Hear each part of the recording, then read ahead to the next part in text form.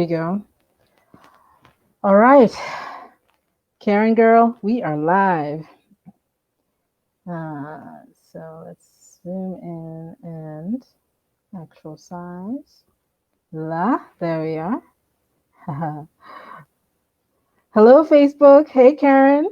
Hey. So Julie is going to be joining us pretty soon. And today we're talking about the last book of Rain, which is Hehra. Hehra, as Julia mentioned, and I'll probably repeat this when she gets here. Hehra is ends up being essentially the person who dominates this book. You know, like her story ends up being fairly central to Rain in a way that, again, I'll confess, Karen, is surprising to me. So how about we start in the same way we've been starting, where I'll do a really quick summary of the book, and then I'll hand over the floor to you, and then because you've been gone for a while, and I'm guessing that you might have quite a bit to say. So the final book, which is called Hehra, let me see, is this properly? The final book, which is called Hehra. Hehra in the Olóo, in the language of this lake people, means love. And the way the book presents the story is without translation, for the most part, without necessarily offering keys of comprehension, except at some very specific moments. For example, when using Latin, which is clearly a literary language now. I don't like to call it a dead language. I prefer to call it a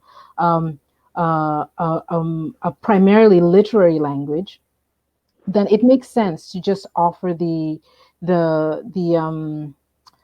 English and in some cases the Luo translation. But for a lot of Luo, which is very much a living language and used today, oftentimes there are no direct translations offered, but there's context provided so that hopefully someone can gather what's going on and what's being said from either a paraphrase of what was just said or a general description of the environment. So Hehra, like I said, is the last name that's defined in book 6 when we hear the story of how she was born from the union of Anatole, Basile Tejo, and Anna, who went on a mission to find him so that she could get this baby. And in this book, it is where Maya steps out of time and begins to learn how to follow the path of the dreamwalker.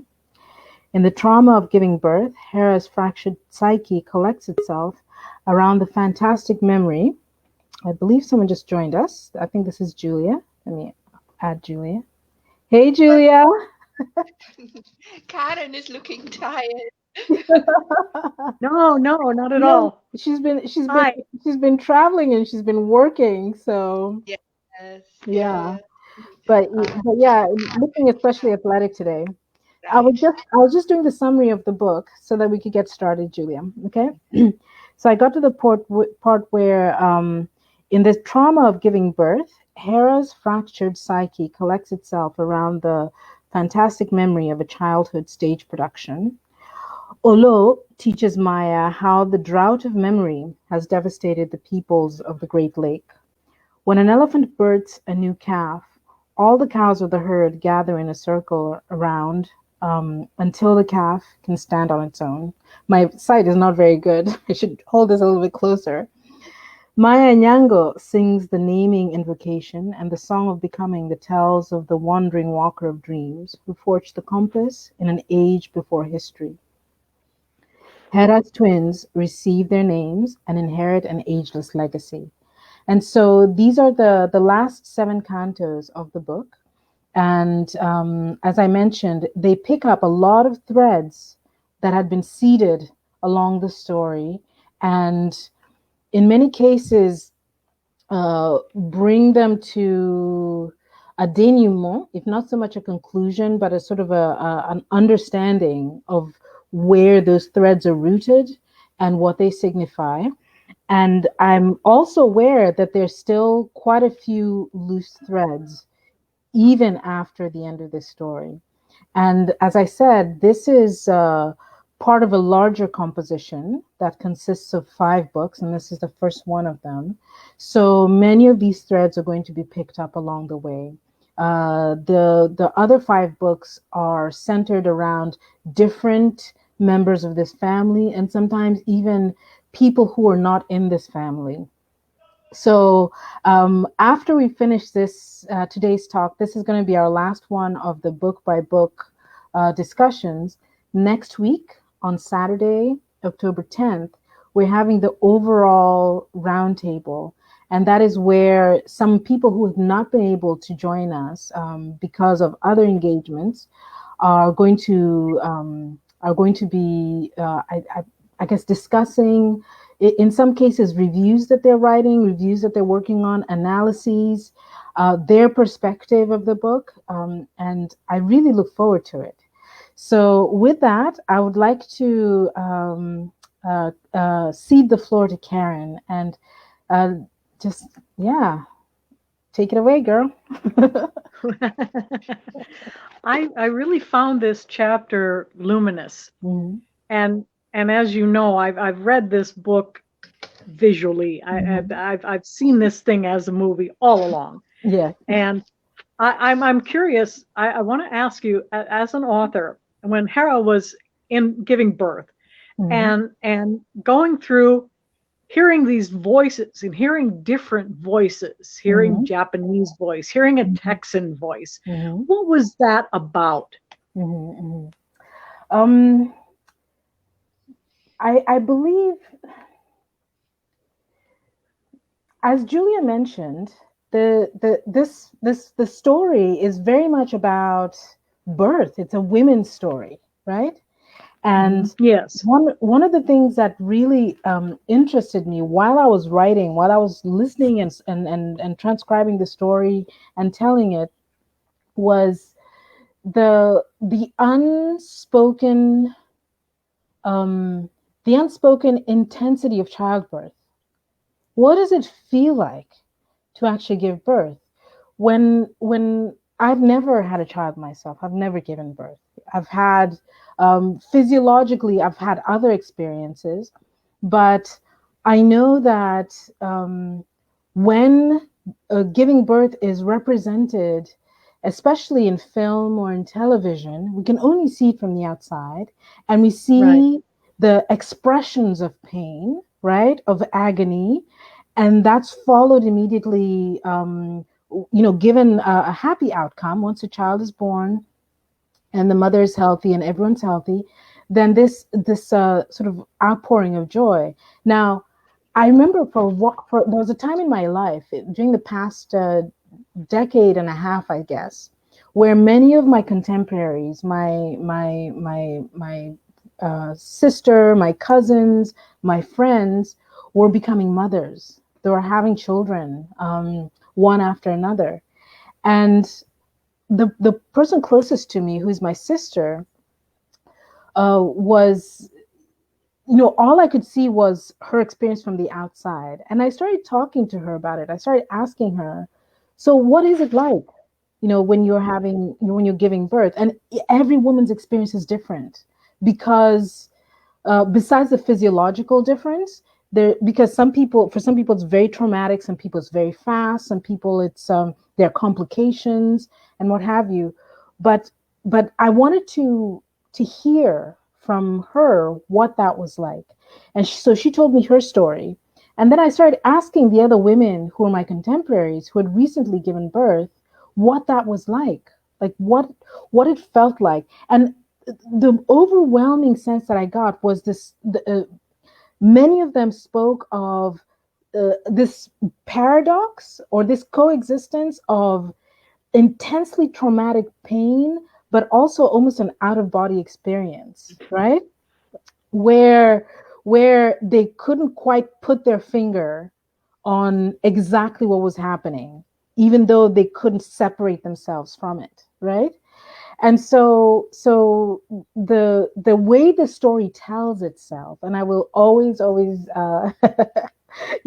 claim that particular role.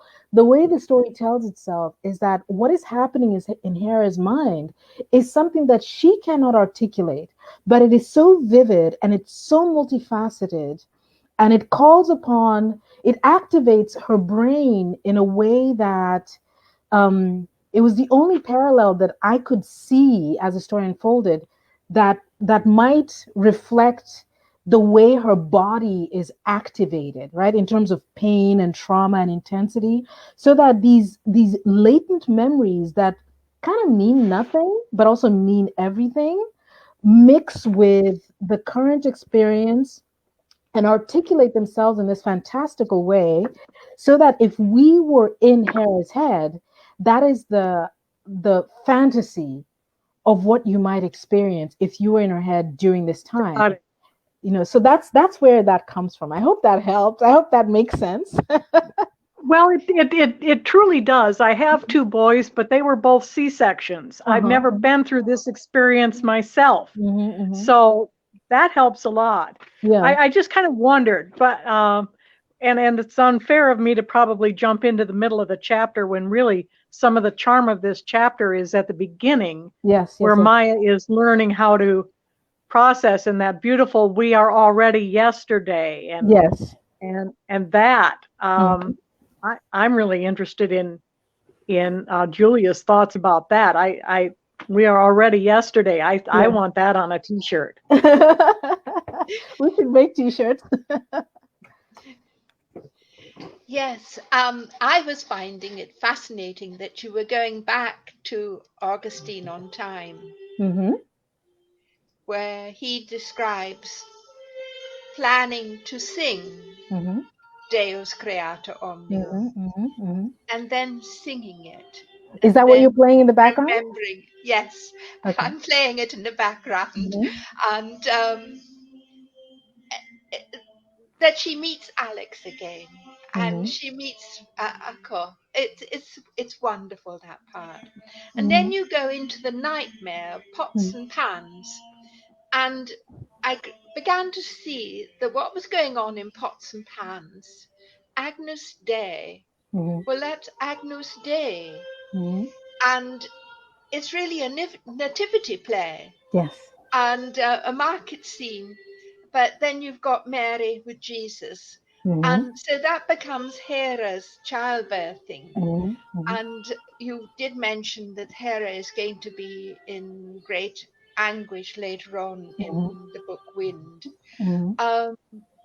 But also there was something about the beginning of this chapter where Maya is walking on water.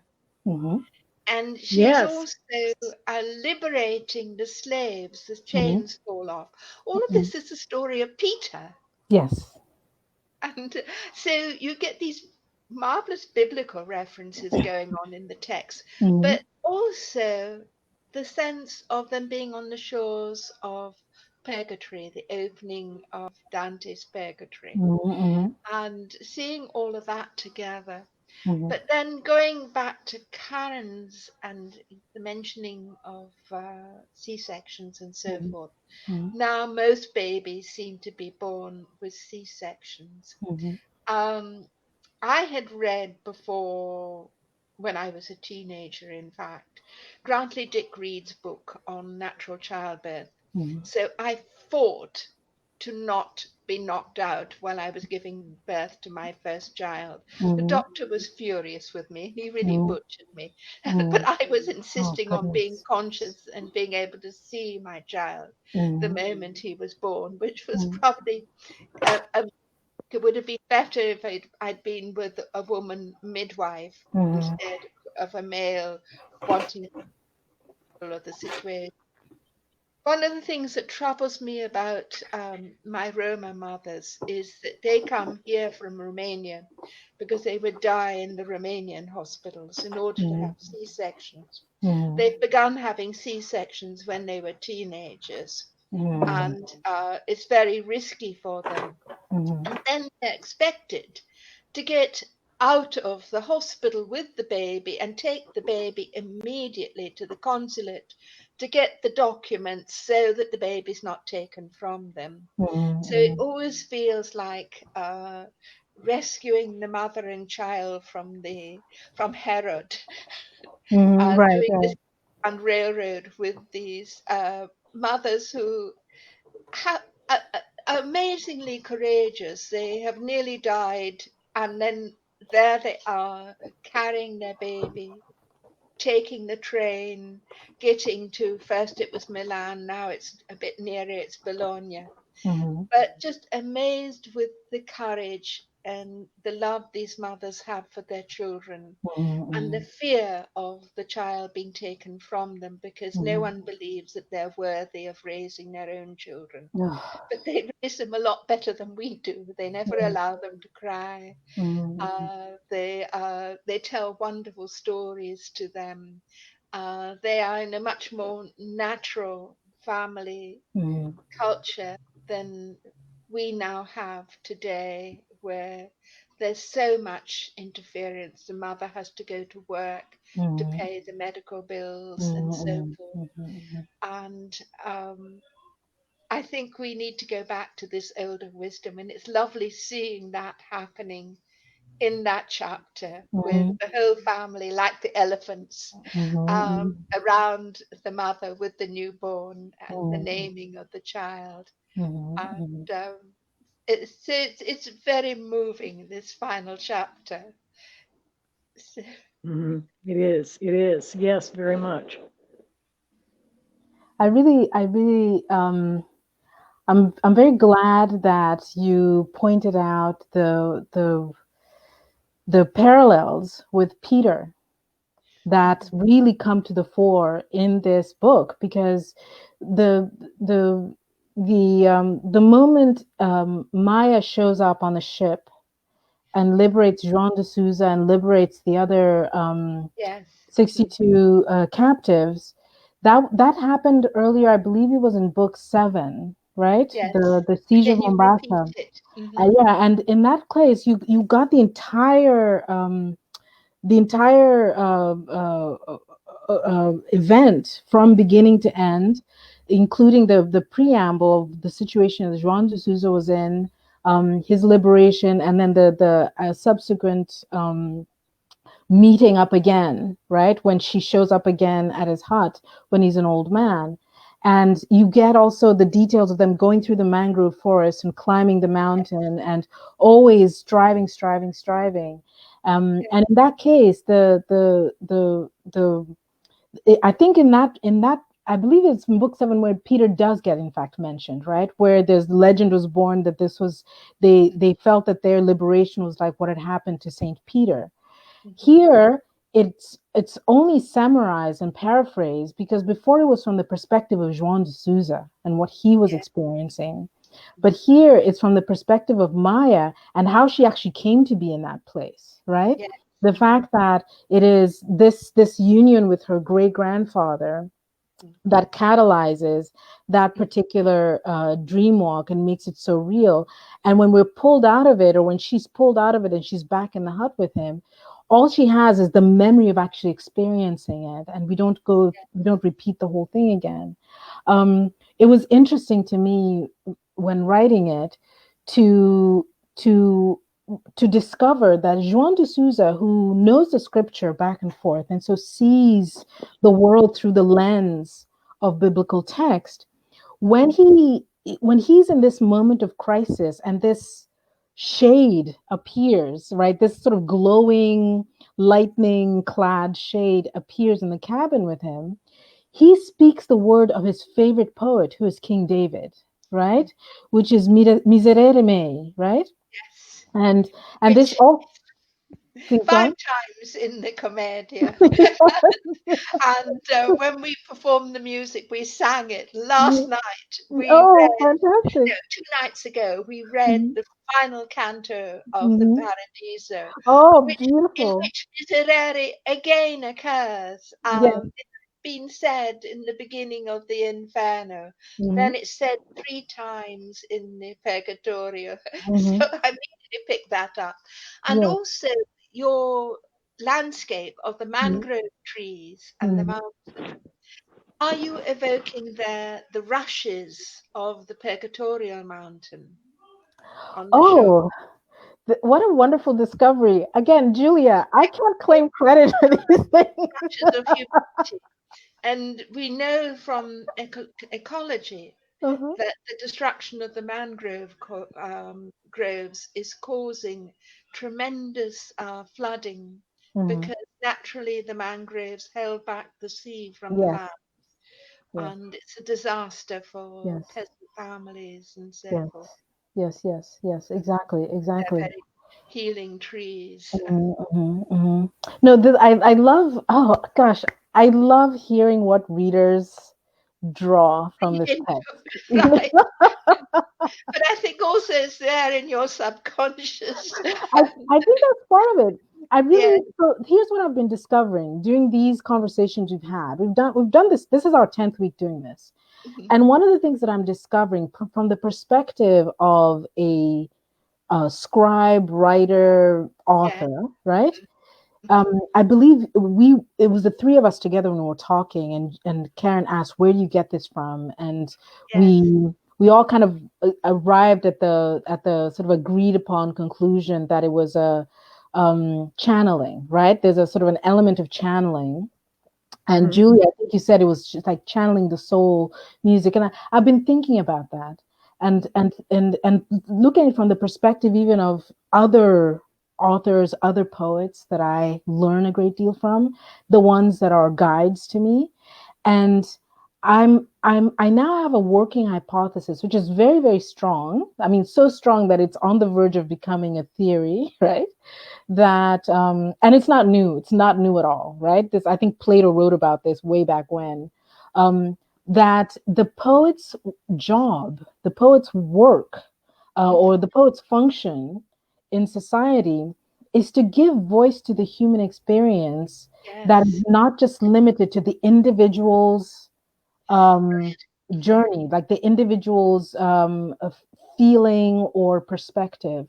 Rather, it's almost as if the poet's job is to hold up the living mirror so Yes. that people might see themselves or might discern something that they wouldn't otherwise see.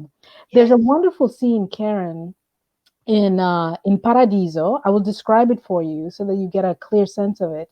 When Dante first arrives in Paradiso, and Beatrice is leading him up there, right? Paradise is a series of, or his itinerary is through a series of spherical orbits, right? Because that's how they thought about, that's the model of the world that he was using. And so each sphere is increasingly further and further away from the earth and closer to Right. the to God, which is the container of all of everything, right? So the closer to earth it is, the more the more corruptible, for lack of a better word, the Distorted. more mundane, let me put it that way, the more mundane, right? Um, and once he gets past the sphere of the sun, like once he arrives at the sphere of the sun, that is like pure intellection and love and passion. From that point on, there is no mundane corruption at all. But beyond that point, there's still elements of limitation. And the first one is the sphere of the moon, where you have souls who were inconstant, right? They made vows, but they broke those Were vows, right? broken. And so that's correlated with the moon. And this is the only place in paradise where you see souls in heaven that look like have human figures, right? Everywhere else, they're like lights. They're just flames and lights and starlight just scintillating. And when they're speaking, they're speaking because the light glows a little bit brighter, right? But this is the Mhm. only place Forms where you letters. see them and they look like human figures. But this is how he describes it, right? He describes arriving on that sphere, and he sees figures approaching, but He looks it's so distorted that for a moment he feels like he's looking at hang on a second, something, okay, there we go. He feels like he's looking at a like some kind of a reflective surface, like maybe yeah. a glass or water, and because he thinks he's looking at a reflective surface, because the figures are so distorted, he suddenly turns behind him because he thinks the that, real ones behind. right, Yes. he thinks that there are people coming from behind him, and that's a reflection he's seeing, right? But there's nobody behind him. And so he Yeah. turns back again, and he realizes it's this sort of this very ephemeral, anthropomorphic figure of women coming toward him, right?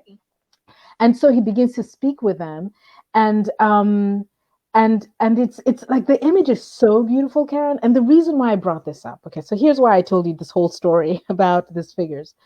I feel like the mirror that the poet's job is to hold up works a little bit like that, right? Where you Yeah. hold the mirror up and people might discern something that they might not otherwise see, and they might suspect it's part of their lives or it's Yes. something entirely new, right?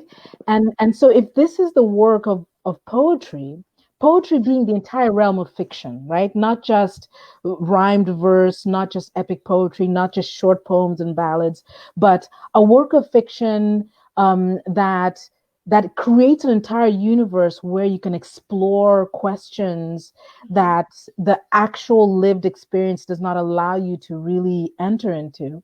So if that is the realm of poetry, then the job of, or the responsibility of the poet is Yes. to stand this mirror up in front of the reader, and the reader may discern in that mirror whatever they're bringing of their experience. Yes, They may yes, I also see. discover from it things that they had never seen before. Right, Right? right. Yeah. Dante begins by saying, in the middle of the journey of our life, I Hmm. found myself. Hmm.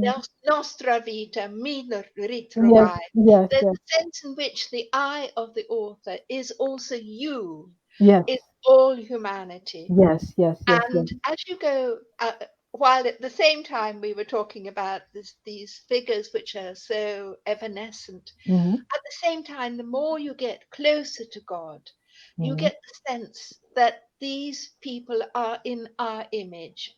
And Hmm. Dante uses the same confluence of words. Hmm. Mi parve pinta nelle nostre effigie. Hmm. He seemed to me as if painted in our image. Right, So you right. get the I and the ours Hmm. together.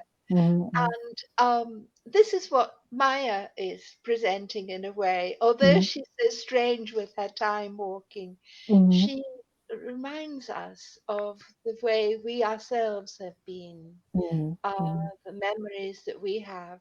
And Hmm. it's sort of, Lowell talked about hooked atoms in Coleridge's poetry. Hmm. But the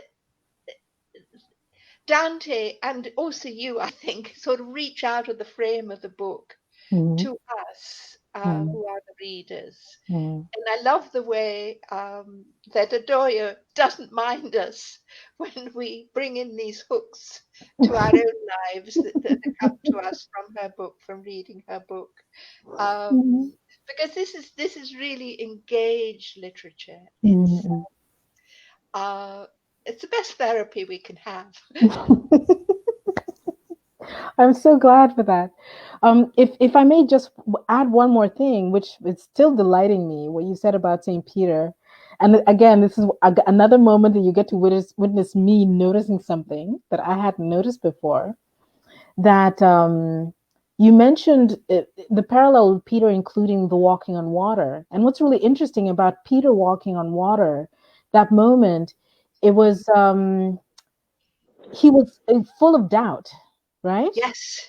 And quite He's uncertain, terrorized. absolutely terrified. Mm. And even though he begins to do it, and then he realizes he's And doing it, he falls and into and water. he falls Yeah. into the water because suddenly he's like, oh shit, what am I doing? Same, yes. And, and it's like doubting Thomas, and you're doubting Yes, your Thomas exactly, Christians, right? exactly. But And Adoyo, yes. on the St. Peter's in the Mhm. Middle Ages of Dante's Mhm. time, Mhm. there was this enormous mosaic Mhm. by Arnulfo di Cambio Mhm. of Peter and Christ and the ship of the Mhm. church. Uh-huh. And in the Middle Ages, Rome and the Vatican and so forth, and also the Lateran, Mhm. were filled with these images about doubt.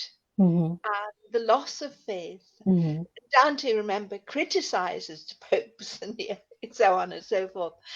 It was possible before the Tridentine Council to do so. Mhm. Mhm. And outside When was the Tridentine Council? that's when in the reaction to the Protestant Reformation, Got it. Okay. Mhm. the church itself became more Protestant. Yes. Uh, Okay. Enemies become each other, and Mhm. so don't have wars with each other if Mhm. you don't want to be like the other person. Mhm. Um, we became in America under the McCarthy hearings more like the communists that we were Mhm. fighting Mhm. against than at any Mhm. other time, Mhm. living in rigid fear with informers everywhere and so Mhm. forth. It's not the way to be. But Mhm. what was wonderful was that outside the Lateran Palace, there was a column with a cock on the top of it Mhm. outside the Pope's bedroom, Mhm. reminding him that Peter betrayed Christ 3 times. Mhm. Mhm. And Mhm. so the art of the medieval Rome Mhm. was making sure that there was humility even on the part of the Pope, Mhm. which Mhm. got lost later Mhm. on with Mhm. papal fallacy and so on. Mhm. But Mhm. Dante is writing in that time when it was Mhm. possible to criticize, and a time of a more open society Mhm. Mhm. than happened later on. Forgive me, that's a bit of a No, digression. no, no. Actually, But it excited an idea. illuminations, the illuminations to the opening of the Purgatorio Mhm. with its ship Mhm. reflect that mosaic by Right. Imam Cambio. And in my website, I put the two together. I'll have a look. There, that's wonderful.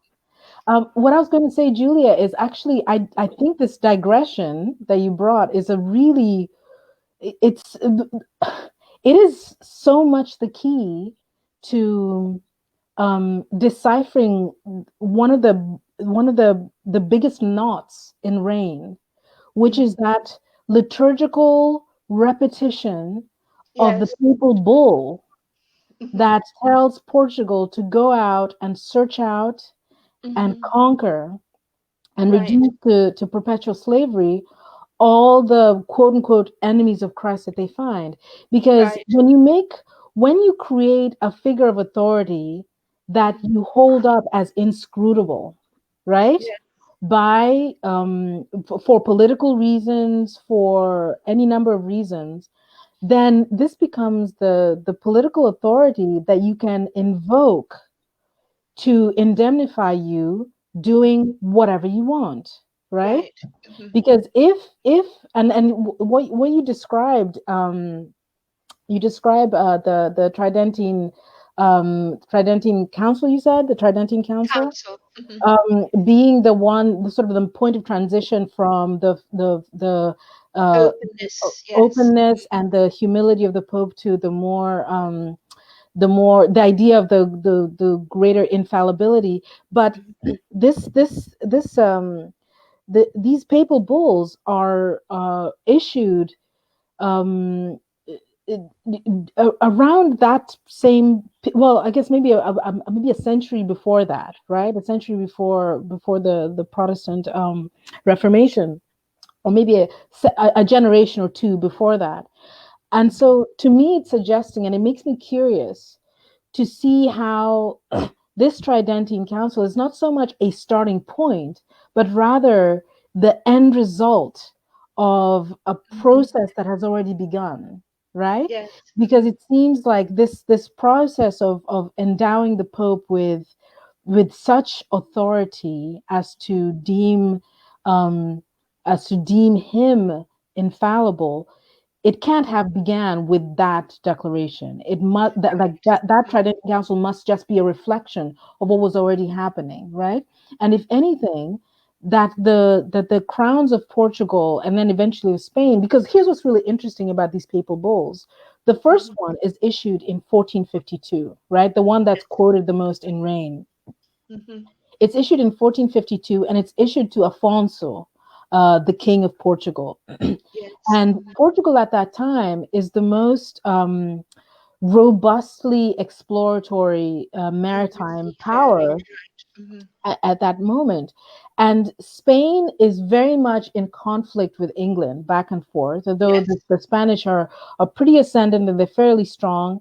It's just that they've spent centuries, excuse me, they've spent centuries at war with the Moors and the Muslims and the Jews, trying to expel them from their kingdom and trying to reclaim a more sort of, for lack of a better term, more Scandinavian tinted Christian identity. That they haven't really focused on building an international presence the way Portugal and even the Netherlands had. Earlier, because King Ferdinand was the king of the three religions, where Jews and Arabs and Christians were together at the court, and they were translating the writings, for instance, of Aristotle and Alfraganus into Latin. And then his son Alfonso is still multicultural, but begins to be also racist. And then you have Isabella and Ferdinand, their most Catholic majesties, who expel the Jews and the Muslims. And that open society is lost. But before it was lost, those texts were transmitted by Dante's teacher, who was ambassador at the court of Alfonso, to Florence and taught to Dante. It's fantastic, isn't it? Dante, the Arab Aristotle, the Aristotelian Nicomachean ethics as the structuring, and also the Arabic astronomy as the structuring. And, so Dante's Commedia is not, although it says Osserva Italia, it's not a nationalistic work. It's a multicultural. Yes.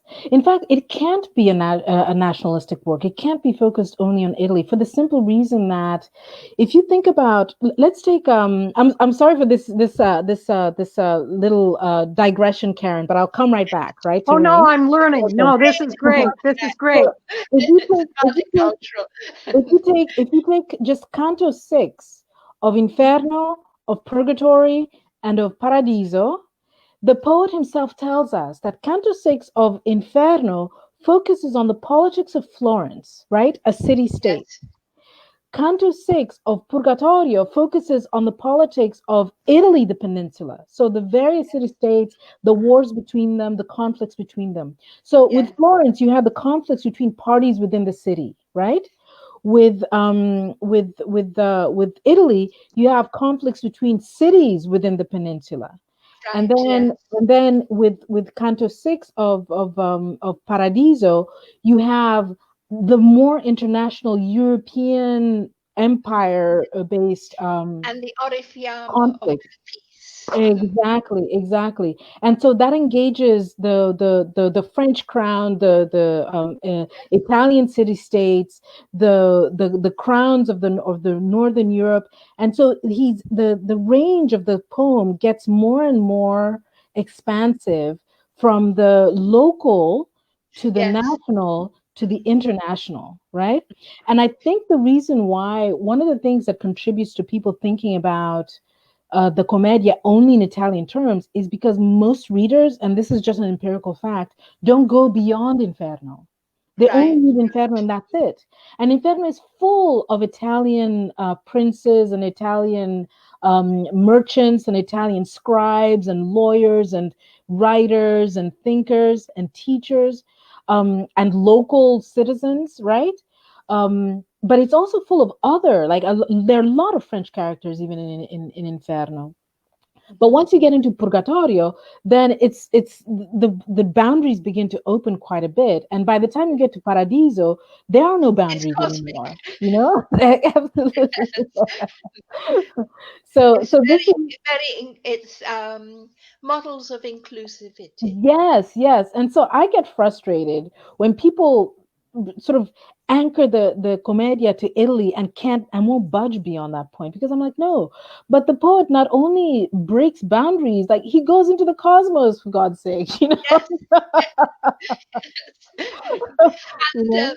because I work with his teacher, and his Mhm, teacher also does the same thing. mhm, He's an ambassador to Spain, and then he's in exile in France, mhm, and mhm, then he finally comes back to Florence and teaches the mhm, younger mhm, generation. mhm, But mhm, he has a vision of good government for all of Europe, mhm, and that is what he's teaching his mhm, students through mhm, Aristotle, through mhm, mhm, Arabic learning, and so on. This mhm, mhm, openness instead of mhm, sort of narrow nationalism and racism, mhm, mhm, which is the dialectic of the Crusaders, mhm, mhm. which becomes then Yes, the Reconquista in yes, Spain, yes. the cleansing, the ethnic cleansing that went on. Mhm, And that ethnic cleansing is also what allows for your Vasco da Gama, mhm. the traumatizing of the indigenous peoples, and so Exactly, exactly, exactly. on. I'm And afraid ultimately, also and it becomes what the we British did in Kenya. exactly, it becomes the sort of the MO, the sort of the iron fist that Mm, colonizers wield everywhere in the world, right? yeah, Rain focuses on East Africa and southern India with respect to what Vasco da Gama actually did. But yes, anywhere you go in the world, wherever the age of discovery showed up, they mhm, brought with them this scourge, right? They brought with them, I mean, think about the United States, for example. I yesterday I was listening to a French comedian who was talking about the might of the American empire, right? And because he was a French comedian speaking to a French audience in France, right?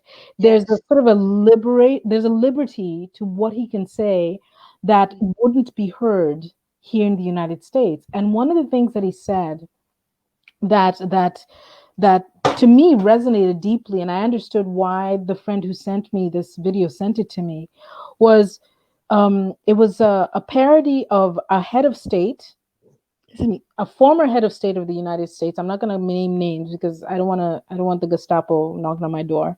But so a former head of state of the United States glorying in the history of this great country and how nobody can compare to the genocide that they that built the country, right? That completely decimated the native population, and right, all the different ways that they realize it with arms and diseases and expulsions and just plain old murder, right? And so this comedian is putting on this one man show, and it's really like the truth of it is so painful and cutting, but his delivery was so wry that I thought to myself, this is what American students need to learn. They need to learn that Native Americans are not totems. They're not pets. They're mhm, not ideas. These are real people who yes, experienced the end of the world when Columbus showed up here. yeah, Their mhm, universe was destroyed mhm, when Columbus and his ilk came here. And I think one of my classmates from when I was a child, he was reading, I believe it was all the way in Canto 2, and he was reading, he copied the sentence and he sent it back to me, and he said, had never thought of I'd never thought of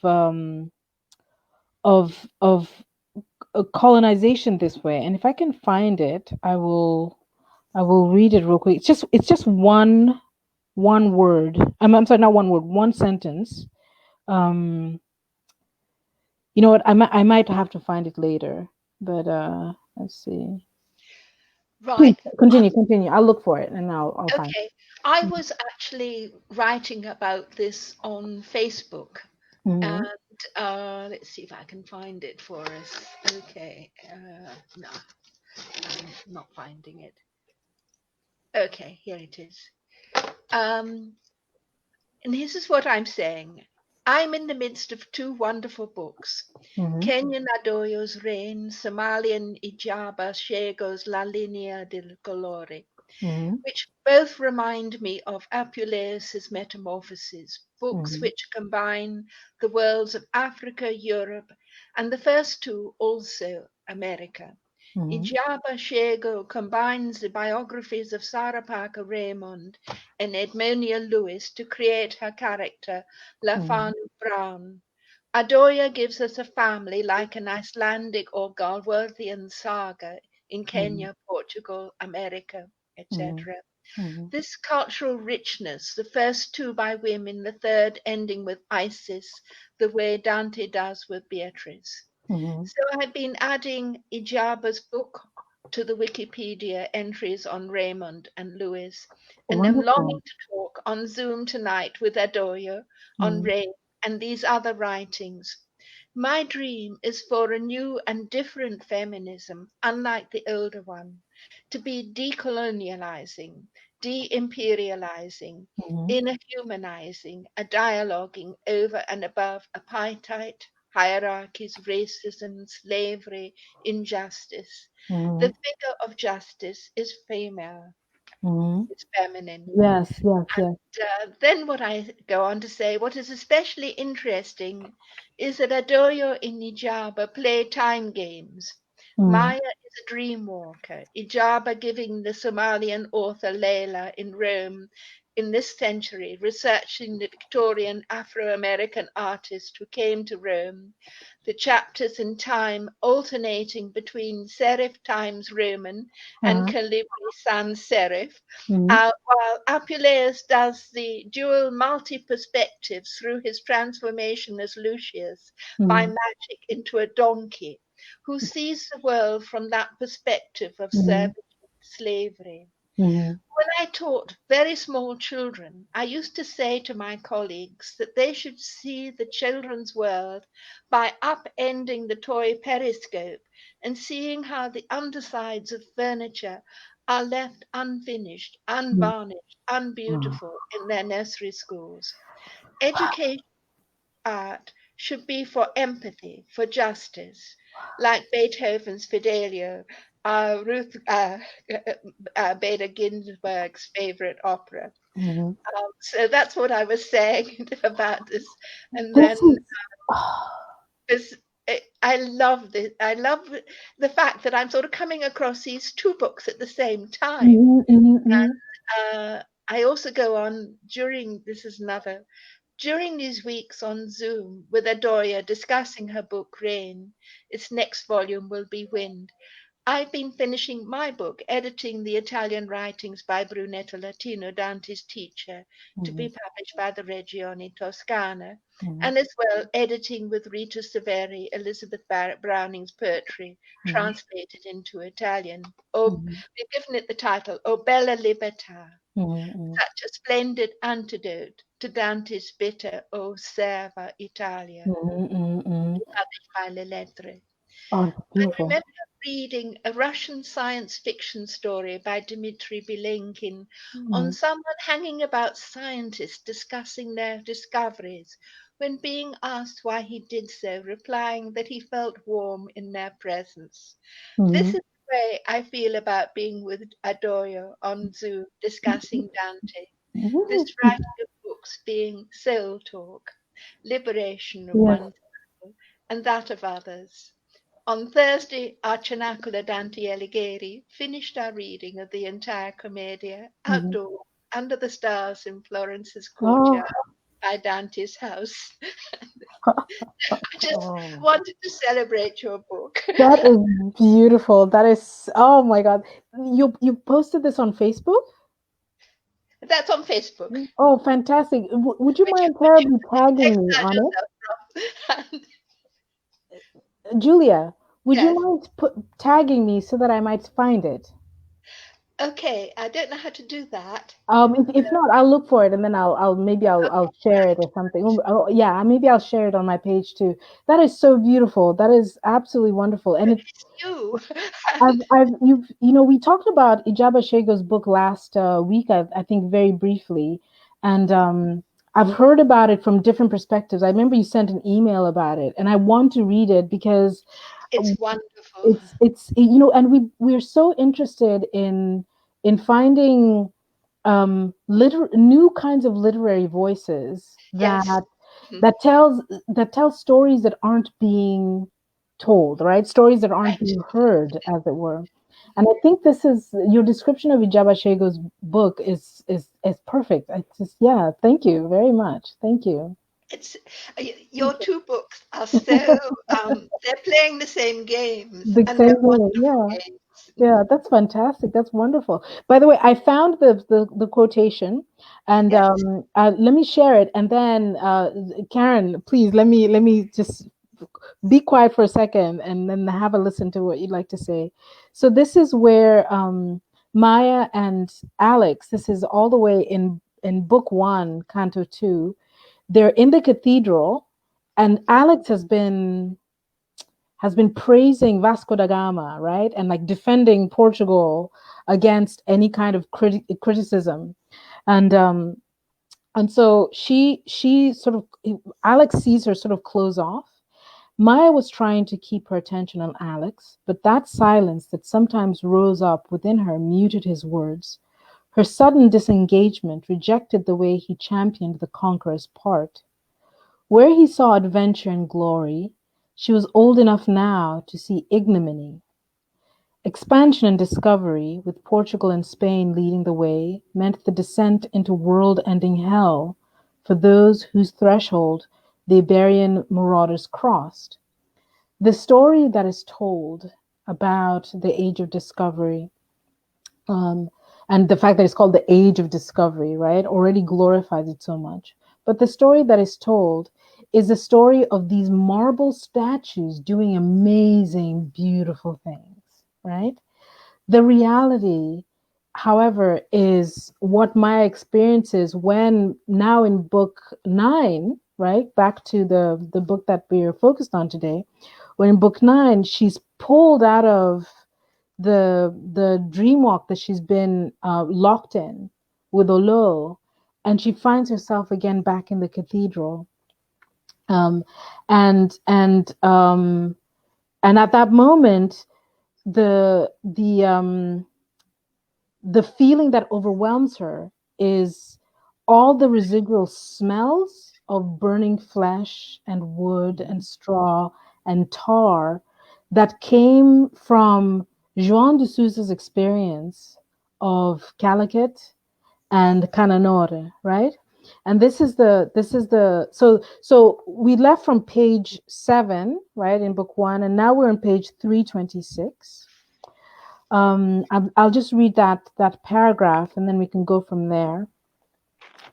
Maya stumbled. This is the beginning of Canto 58. Maya stumbled and then steadied herself, the hard column behind her letting her lean on its cold, unyielding might. Her head smarting where she had slammed it against a stone. Her mind, still drawing back into time, pulled her into the cathedral, weaving together threads of history drawn from her waking dream. She peered across the aisle at Vasco da Gama's richly dressed figure, and suddenly she was suppressing the monstrous wave of nausea that assailed her. By everyone's measure, he had earned the honor of resting in peace in Santa Maria de Belém. It was apparently a meaningless detail that he simply took where he could not purchase, charm, or persuade. Surely it no longer mattered that, to prove his might and that of his God, Vasco da Gama had taken all of the merchant cargo from a ship of pilgrims and bound up in the holds all the babies and the mothers and the fathers and the brides and the grooms and all the crew traveling home from Mecca, and then burned them all to ashes when he set their ship ablaze in his righteous conflagration. The wailing screams that rang in Maya's ear had long ago died into silence.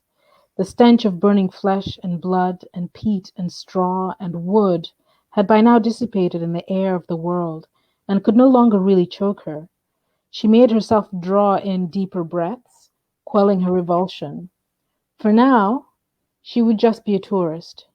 She would admire the enormous soaring columns that reached up into the vaults of the church and spread their fingers to fortify the great cathedral's petrified skeleton. She would marvel at the finely carved ashen stone that gave Santa Maria de Belém its bone-dry starkness from without. She would celebrate the golden light filtering through the glass rosette to warmly glow inside the church. Let me stop there. Mm-hmm.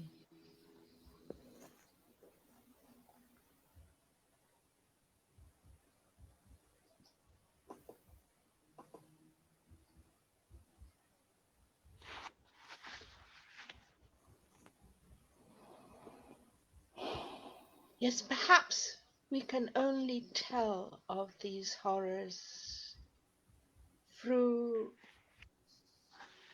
pretending that they are fiction rather than fact. It's a bit like in Shakespeare, you get Audrey and Touchstone, where Audrey says to the clown Touchstone, "Is poetry a true thing in word and deed?" "Nay, truly," says Touchstone, "for the truest poetry is the most feigning." Mm-hmm.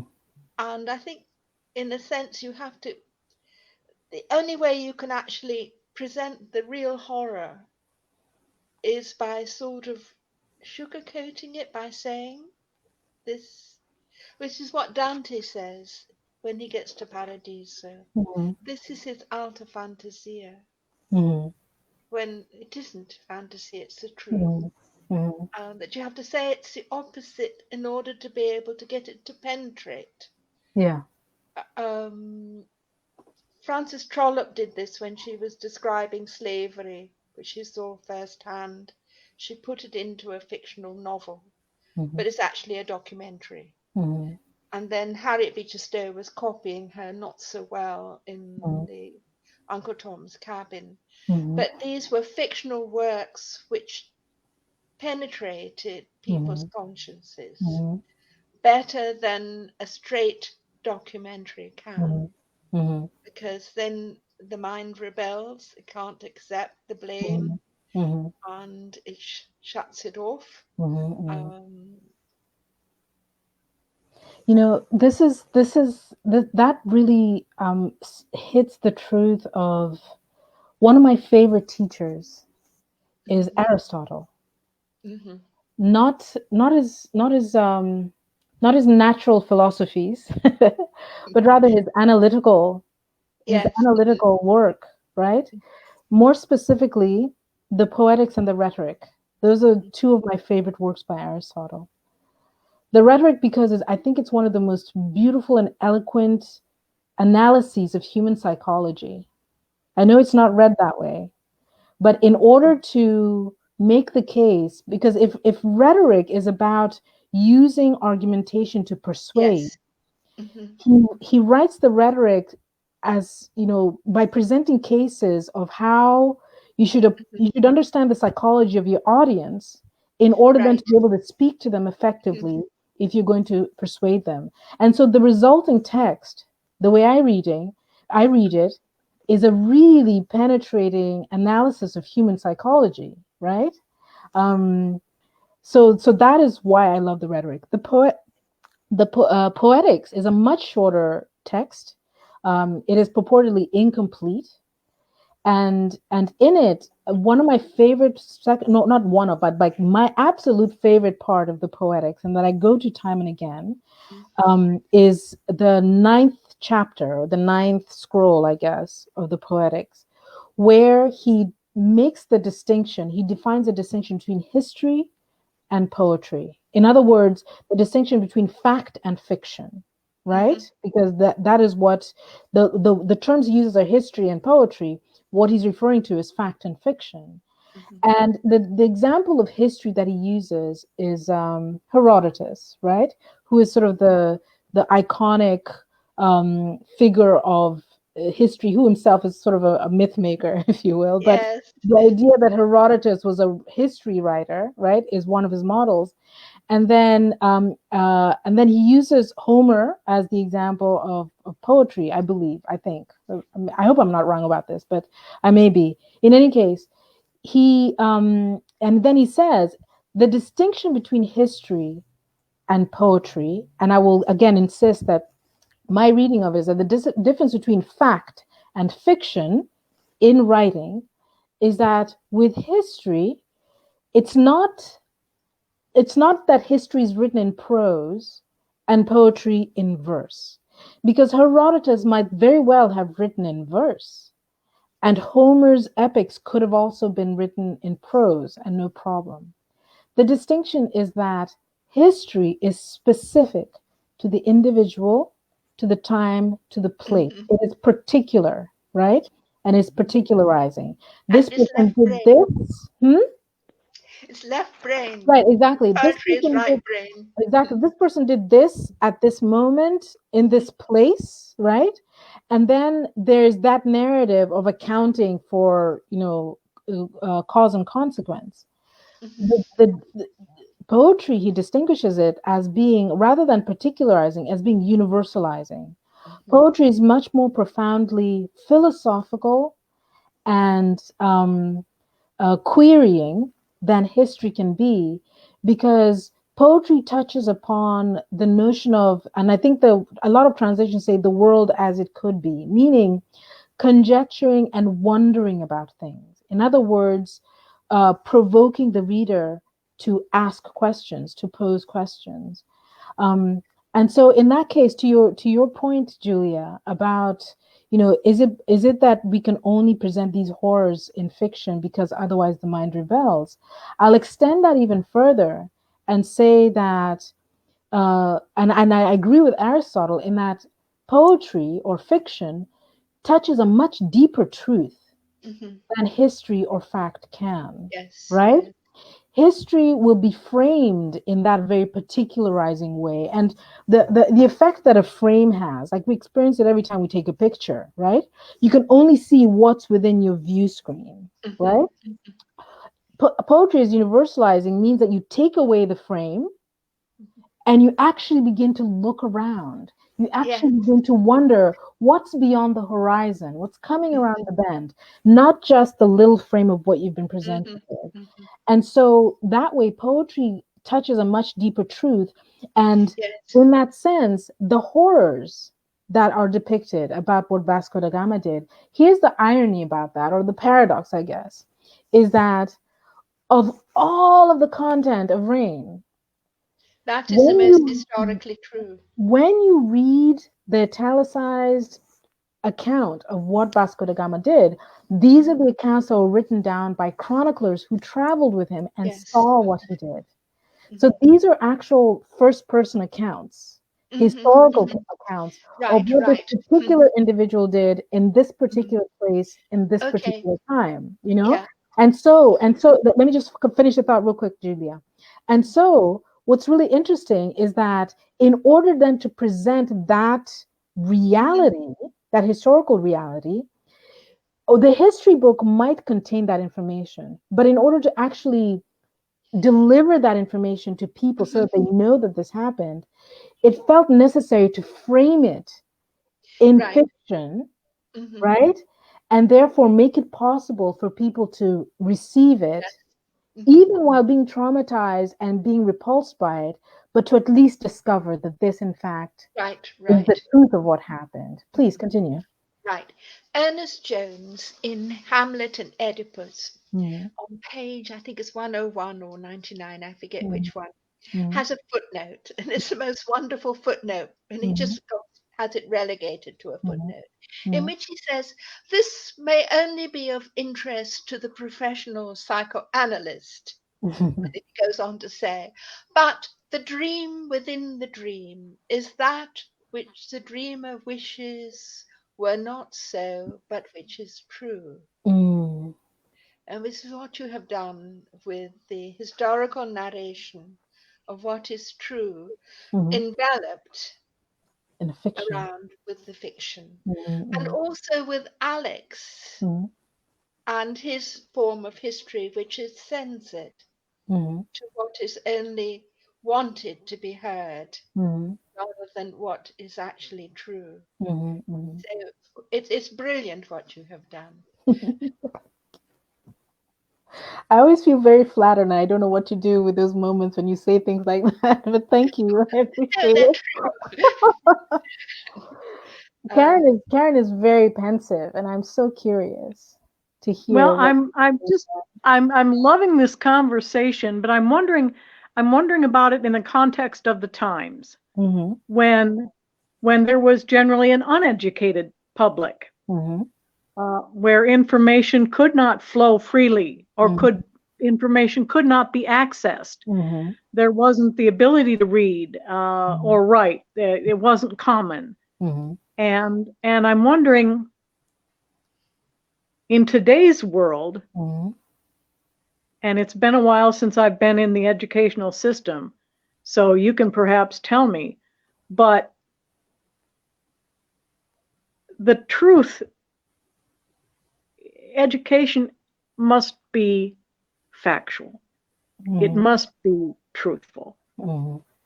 And and and I know that it's human nature, it's power, it is the force of power, whatever that power might be, to want Mm-hmm. to couch the truth Mm-hmm. in terms most flattering to whatever their particular mission might be. And you said it better than I moments ago. But we have the ability now to strip away some of that Mm-hmm. and get to the facts Mm-hmm. in ways that we've never had before through Mm-hmm. technology. I'm not sure. I'm not sure about that. I think this is a debate that's going on very much today in science and medicine. How do you actually control the experiments to make sure that they are truthful? So you need to run them several times in different contexts and so on. I can remember as a child um, looking at the servant's daughter's textbook in school, and I was shocked because it was so sentimental. It was so patriotic. It was a story about Nelson dying on shipboard with one eye, one arm gone, and so on and so forth, saying "Kiss me hardy." But it was such um, a very moving account. But I realized that what it was doing was making the working class children who go to the government schools cannon fodder. Mm-hmm. They would want to be heroes like Nelson. They would be willing to die for England. Mm-hmm. Whereas the textbooks I was getting in my very learned Anglican convent school were talking about Jeremy Bentham and utilitarianism and the greatest good for the greatest number and the problems of slums. They were teaching us what was actually real. Mm-hmm. Whereas what Exactly. the government school book was teaching was propaganda. Mm-hmm. And Yes. which is propaganda is kind of like poetry, but bad poetry. It's very moving So here's where I would actually for a this is where lie. no, I would actually disagree with that quite categorically. I don't think propaganda is like poetry, because Uh-huh. propaganda is purposely deceitful, right? Yes. Hmm. Propaganda is meant to frame things in a very Right. particular way, right? Right. Whereas poetry is universalizing. Yes. Poetry can see through, Right, but exactly. we've got a problem because, for instance, Plato banishes the poets from the Mhm, Republic. mhm, And at the same time, he does the same problem that Augustine does about original sin. Plato banishes the poets because they're telling lies from the city.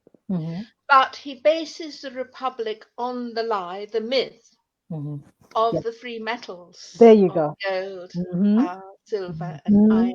And the Republic is not a republic, it's a monarchy. It's a lie from beginning to end. And what I love is when Brunetto translates Aristotle's ethics, Aristotle says the same, that the best government is the monarchy.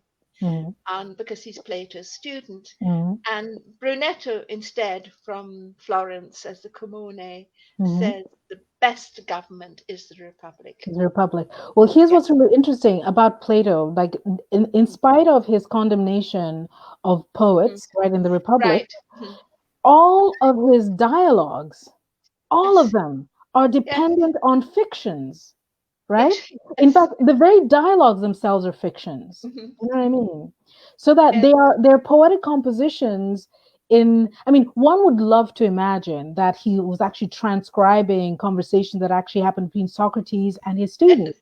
But they're too beautiful, they're too perfectly structured, they're too like narratively consistent. Conversations don't happen that way. And they contain so much mythology. If we can laugh about them instead of worshipping them. Exactly. So they need to see through the games. Right. And so they contain so much mythology in and of themselves that. And this is the problem with the propaganda is you can't see through the game. The victims of the propaganda. Here's what I think. My question would be, how do you tell what is propaganda and what is fact? What is essential moving forward in our society is that truth be told. Yes. And I don't care what the vehicle is, if it's verse that rhymes or if it's a narrative or what, truth must be told. Yes. How does one tell what is propaganda? And we're defining that as untruth versus truth. My thinking these days is very much on justice. And every Italian courtroom has this sort of motto above the judges saying law is equal for everyone. And it's not true. It should be, but it isn't. It isn't true. Most of what we do is unjust. Poverty is unjust. But it's Trump saying they're losers. That's propaganda. Because it's a system that if you've got a system with 1% with all of the wealth, that's not justice. But you've got a large proportion of the voters accepting the injustice, acting on it, and so forth. May I address that Karen's question? So it just so happens, Karen, that this week I was talking to my students about this very question, right? This very issue of how do you tell what someone, like how do you gauge the viability, right? Or the trustworthiness of what someone is telling you, and how do you distinguish it from propaganda, which is supposed to shape the way you think about something, right? So I will define propaganda for the purposes of your question. I'll define propaganda as something that is intentionally structured to shape and narrow the way you think about something, right? And essentially dictates your perspective and does not allow for any perspective outside of that very narrow framework, right? As opposed to learning, which does not limit your perspective and in fact challenges you to go forth and discover, right? To query, to challenge yourself, to get it wrong, and to wonder, right? Right. So with my students, we were talking about this, and I was telling them, okay, guys, be on the lookout for this in public discourse, on television, even in conversations with people. And it was a linguistic clue that I gave them. I told them, notice the kinds of verbs a person uses, because that will tell you whether they're inviting you to learn, or whether they're trying to narrow your perception of something. Mhm. If the kinds of verbs that and we had two classes of verbs, right? We have action, activity verbs, right? Someone moving, reading, talking, walking, things that you can actually observe them doing, right? And then you have state of being verbs. State of being verbs are verbs that talk about things that are happening inside you, what you believe, how you are, what you think, what you hope, right? These are all verbs: to hope, to think, to believe, to like, to hate, right? To fear. All of these are state of being verbs. You can't actually observe someone doing them, right? They can report to you that they're experiencing this: fear, love, hate, preference, um, inclination, et cetera, et cetera. They can report it to you, but you can't actually see them doing it. But you can see someone taking something, giving something, um, building something, destroying something, right? So I told them, listen to how people talk. If someone talks to you and they're talking about someone else or talking about themselves, and the way they talk about it in terms of verbs that you can observe, things that you can see for yourself, activity or action verbs or event verbs, right? Um, this man speaks loudly, right? Or this man speaks a great deal, right? This is fine. Um, Imagine then that what they're drawing your attention to is what that person is doing, and they're not telling you what to think about it. They're not telling you what judgments to make about what that person is doing. They're simply asking you to pay attention and be aware that that person is doing that. This is very, very different from the person who says, oh, he really um, loves this, or he really hates this, or he likes this, right? Or he's so afraid of this. No, he acted that way because he was afraid for his life, right? These are all descriptions of someone's inner workings that presumes to judge what their predisposition is. It's a very sort of essentialist way of describing someone, right? Yeah. And so I told them, one student was like, okay, so give us an example. Like, can you give us an example that might, like, show like what we're listening for? And so I said, okay, so we all know Barack Obama. Like, sure. So I said, okay, listen to these two descriptions of Barack Obama. Okay. The president walked to the podium, opened his speech, and delivered it. He explained at length what his policy was, and he provided details of each step. When he had finished speaking, he took questions. That's one description. Here's another one. The president came to the podium and he was incredibly elegant. It was the most beautiful thing we'd ever seen. When he stood up there, we couldn't wait to hear what he had to say. And his voice was resonant and it was deep and he was so eloquent. I mean, the guy's really smart. He knows everything. And when he's explaining stuff to you, you know you can trust him. Mm-hmm. Those two descriptions of the exact same event, right? What the first description is if you had a camera rolling, you would observe all that stuff actually happen. The second one just told you what the speaker's assessment of what happened, right? And it's really wonderful because Shakespeare plays with this a great deal, right? For example, in the beginning of Julius Caesar, right? Where he plays with the notion of the difference between what you can observe and what you think about what you observed, right?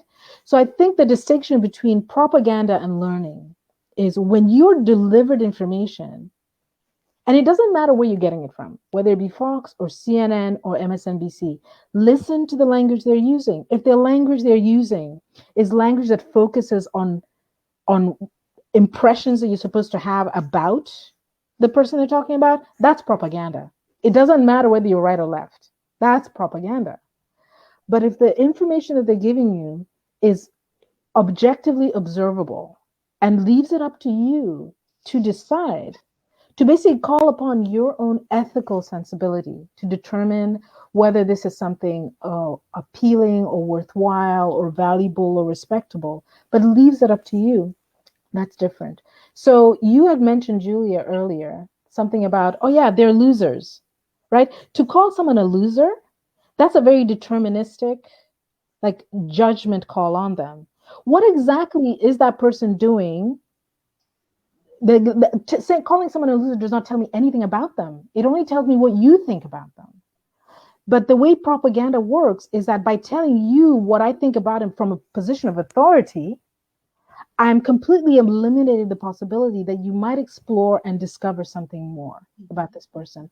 And propaganda happens not just in the public sphere; it happens also in the private sphere, right?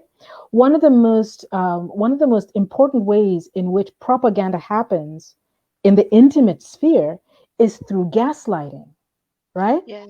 When people tell you what to think and deny what you're actually seeing. Right. You're objectively observing one thing, but they're superimposing a narrative that is supposed to sort of frame your thinking in a particular way.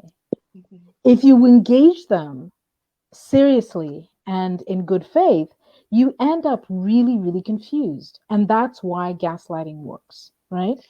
But if you're able to decouple, if you're able to sort of identify that what they're doing is actually superimposing their own subjective assessment, then you can just simply sit back and go, I see, okay, I understand that that's how you see it, and then move on. And you don't even have to tell them that you see it. You can understand to yourself, okay, this is what you feel about this person. So it's been really interesting to me. One of my biggest frustrations with the news, because for a long time, I think at least for the last 4 or 5 years, we've been trying really hard to navigate this whole idea of fake news, right? Because so much of the confusion is done by fiat, right? Fiat being by simple declaration. Someone comes up to the podium and just says, oh, that's fake news. And that throws everybody in a huge confusion because you're like, wait, what is it? So that 90% of our time is spent fact checking and double checking and seeing, well, is that actually the case? Yes, yes, yes. If you take that, just that sentence, that's fake news, right? The verb is a state of being verb.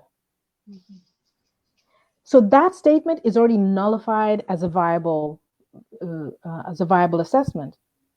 If someone says, "Oh no, this is reliable news," even that, like, I'm not going to accept that. If, however, someone says, "Here's what happened, and this happened, and this happened," then yes, you can pay closer attention to that than judgments of this is, or that feels, or that thinks, or that believes. So that's my answer to your question.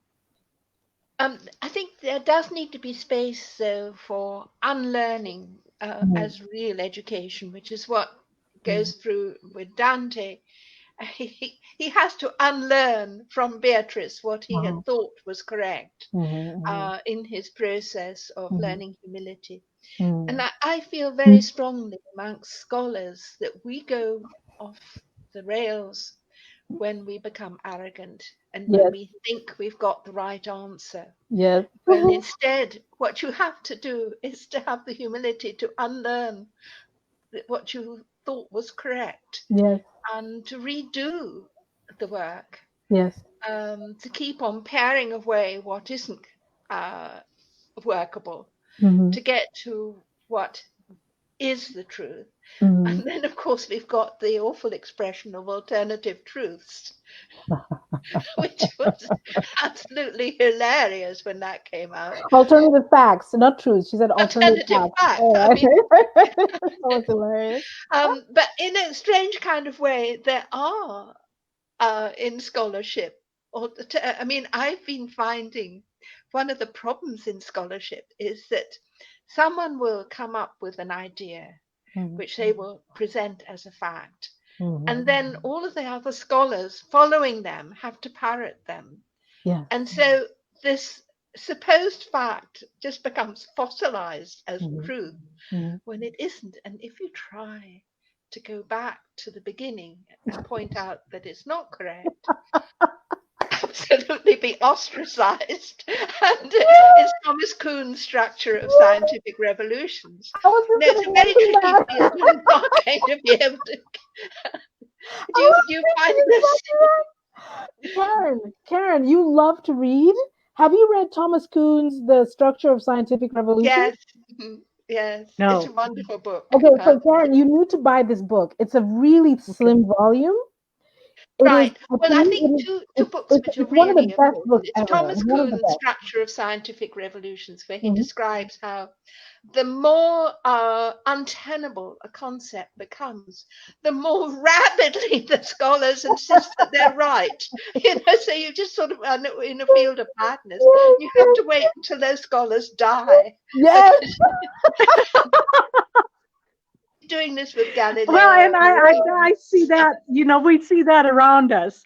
This is, I can't help but circling back a little bit in our chapter on how Maya is learning how to be a dream walker, and how when you bring up Julia unlearning. Yes. And this book Maya has been about Alex. Yeah. But how this book is about unlearning what you think is the truth too, and learning what is true. And this book is just so captivating that way. And we've talked before about how it is a woman's book, and that's not intended to put any men off reading it. No, that's not meant to be genetically inclined in any way. It's a form of thinking. And I think we could all benefit from experiencing the way we each think. And I really like how you're bringing Maya to the understanding of who she is, and how the tumblers all kind of start slipping into place when she's with Olóo, and she starts, all of a sudden the light bulb comes on, and it's this aha moment of, oh, okay, I think I'm getting this. And that we all have this in our time where we think we think we get it. And I know we're taking a bit of a jump here in our conversation, but it just kind of resonated with me when we're talking about unlearning and truths, that you bring a lot of this forward in the book about truth overcoming the propaganda that we've all been brought up to learn, that I've just recently been unlearning, the horrors that were the truth, the bullshit that I've been brought up to believe was the truth. Yes. And the fact that we just simply cannot let that continue. Good. Yes. It's just, books like these are so important because they're the poetry that disguises, or that speaks above, I should say, speaks through the propaganda. Yeah. That's the beauty of this book. It speaks through that propaganda.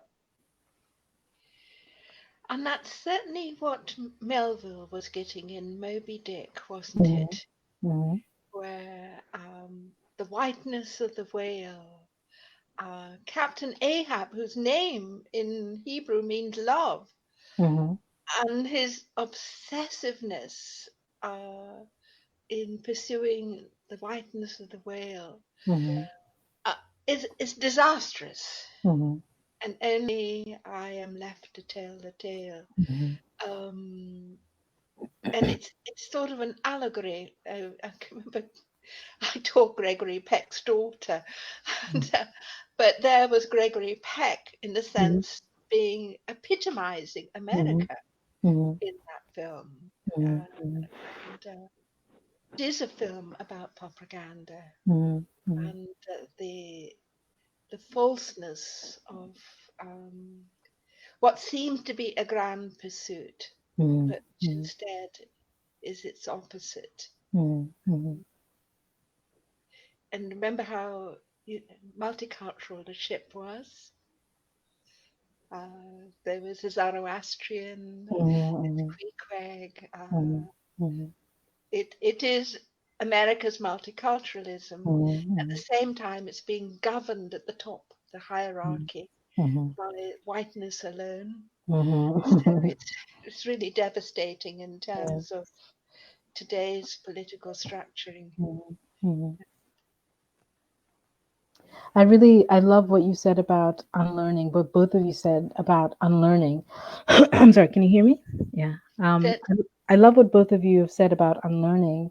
And Karen, you especially bringing that to the fore as being the, well, sort of the cream, if you will, that rises to the top.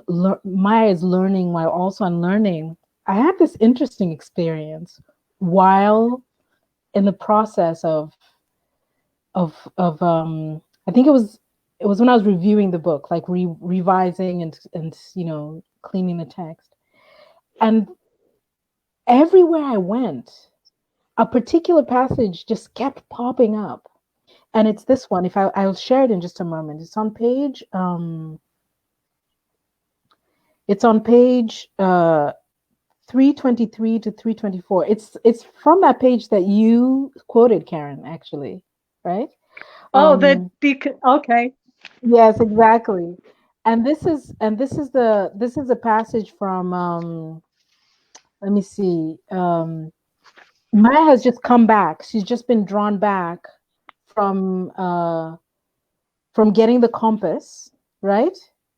And the compass is between them. Cascaded derangement. Okay. Right, exactly. The compass is between them and it's whirling around between the two dreamwalkers, right? And so I'm going to read from there through into the next page. Olóo's grip on Maya's arm grows a little more gentle without letting go. Maya notices that for once she's not disoriented. So this is the first time Maya is not disoriented because she's finally beginning to sense that, oh, okay, like you said, I think I'm getting the hang of this, right? Which is a really nice feeling. But a long moment passes and the air grows more dim as Maya draws herself deeper into the moment in the middle of a thrice great-grandmother's hut.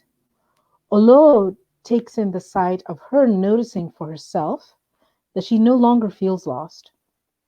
You did very well, my child, he says. When you return, you must do something that I could not do. You must make it rain, Anyango. Ensure that the children do not lose their way. Maya nods, wondering. A serpent ship comes, Olóo begins. No, Maya interjects quietly. It's just a train.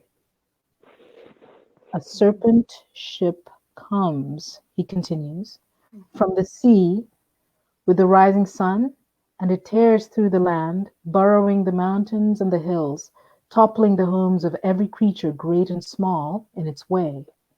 Maya is chastened, listening. She knows the story well. Mama Koth has often told it. Esther, too, has told it. Even Hehra has been drawing pictures and making sculptures of the myth of the iron serpent. Maya knows this story well, and yet, as Olóo's retelling turns into a song, she holds her tongue to hear him sing it now to her for the first time. A serpent ship comes, he sings, his voice a lamentation, and the water runs bitter where it passes, and the rain burns through stone. Small ships follow, and their keepers feed them water and blood drawn straight out of the veins of the land. Now the air hangs bitter, too, and rain burns through flesh. Men work very hard to conjure up more poisons from the blood and the bone and the stone that holds the roots of the land intact. If Lolwe, the spirit of the lake, abandons its poisoned home, no fishing boats will ever be safe. No fisherman fill his nets and his baskets if Lolwe flees in fear. Do you know that even fish will drown if they swallow so much poison?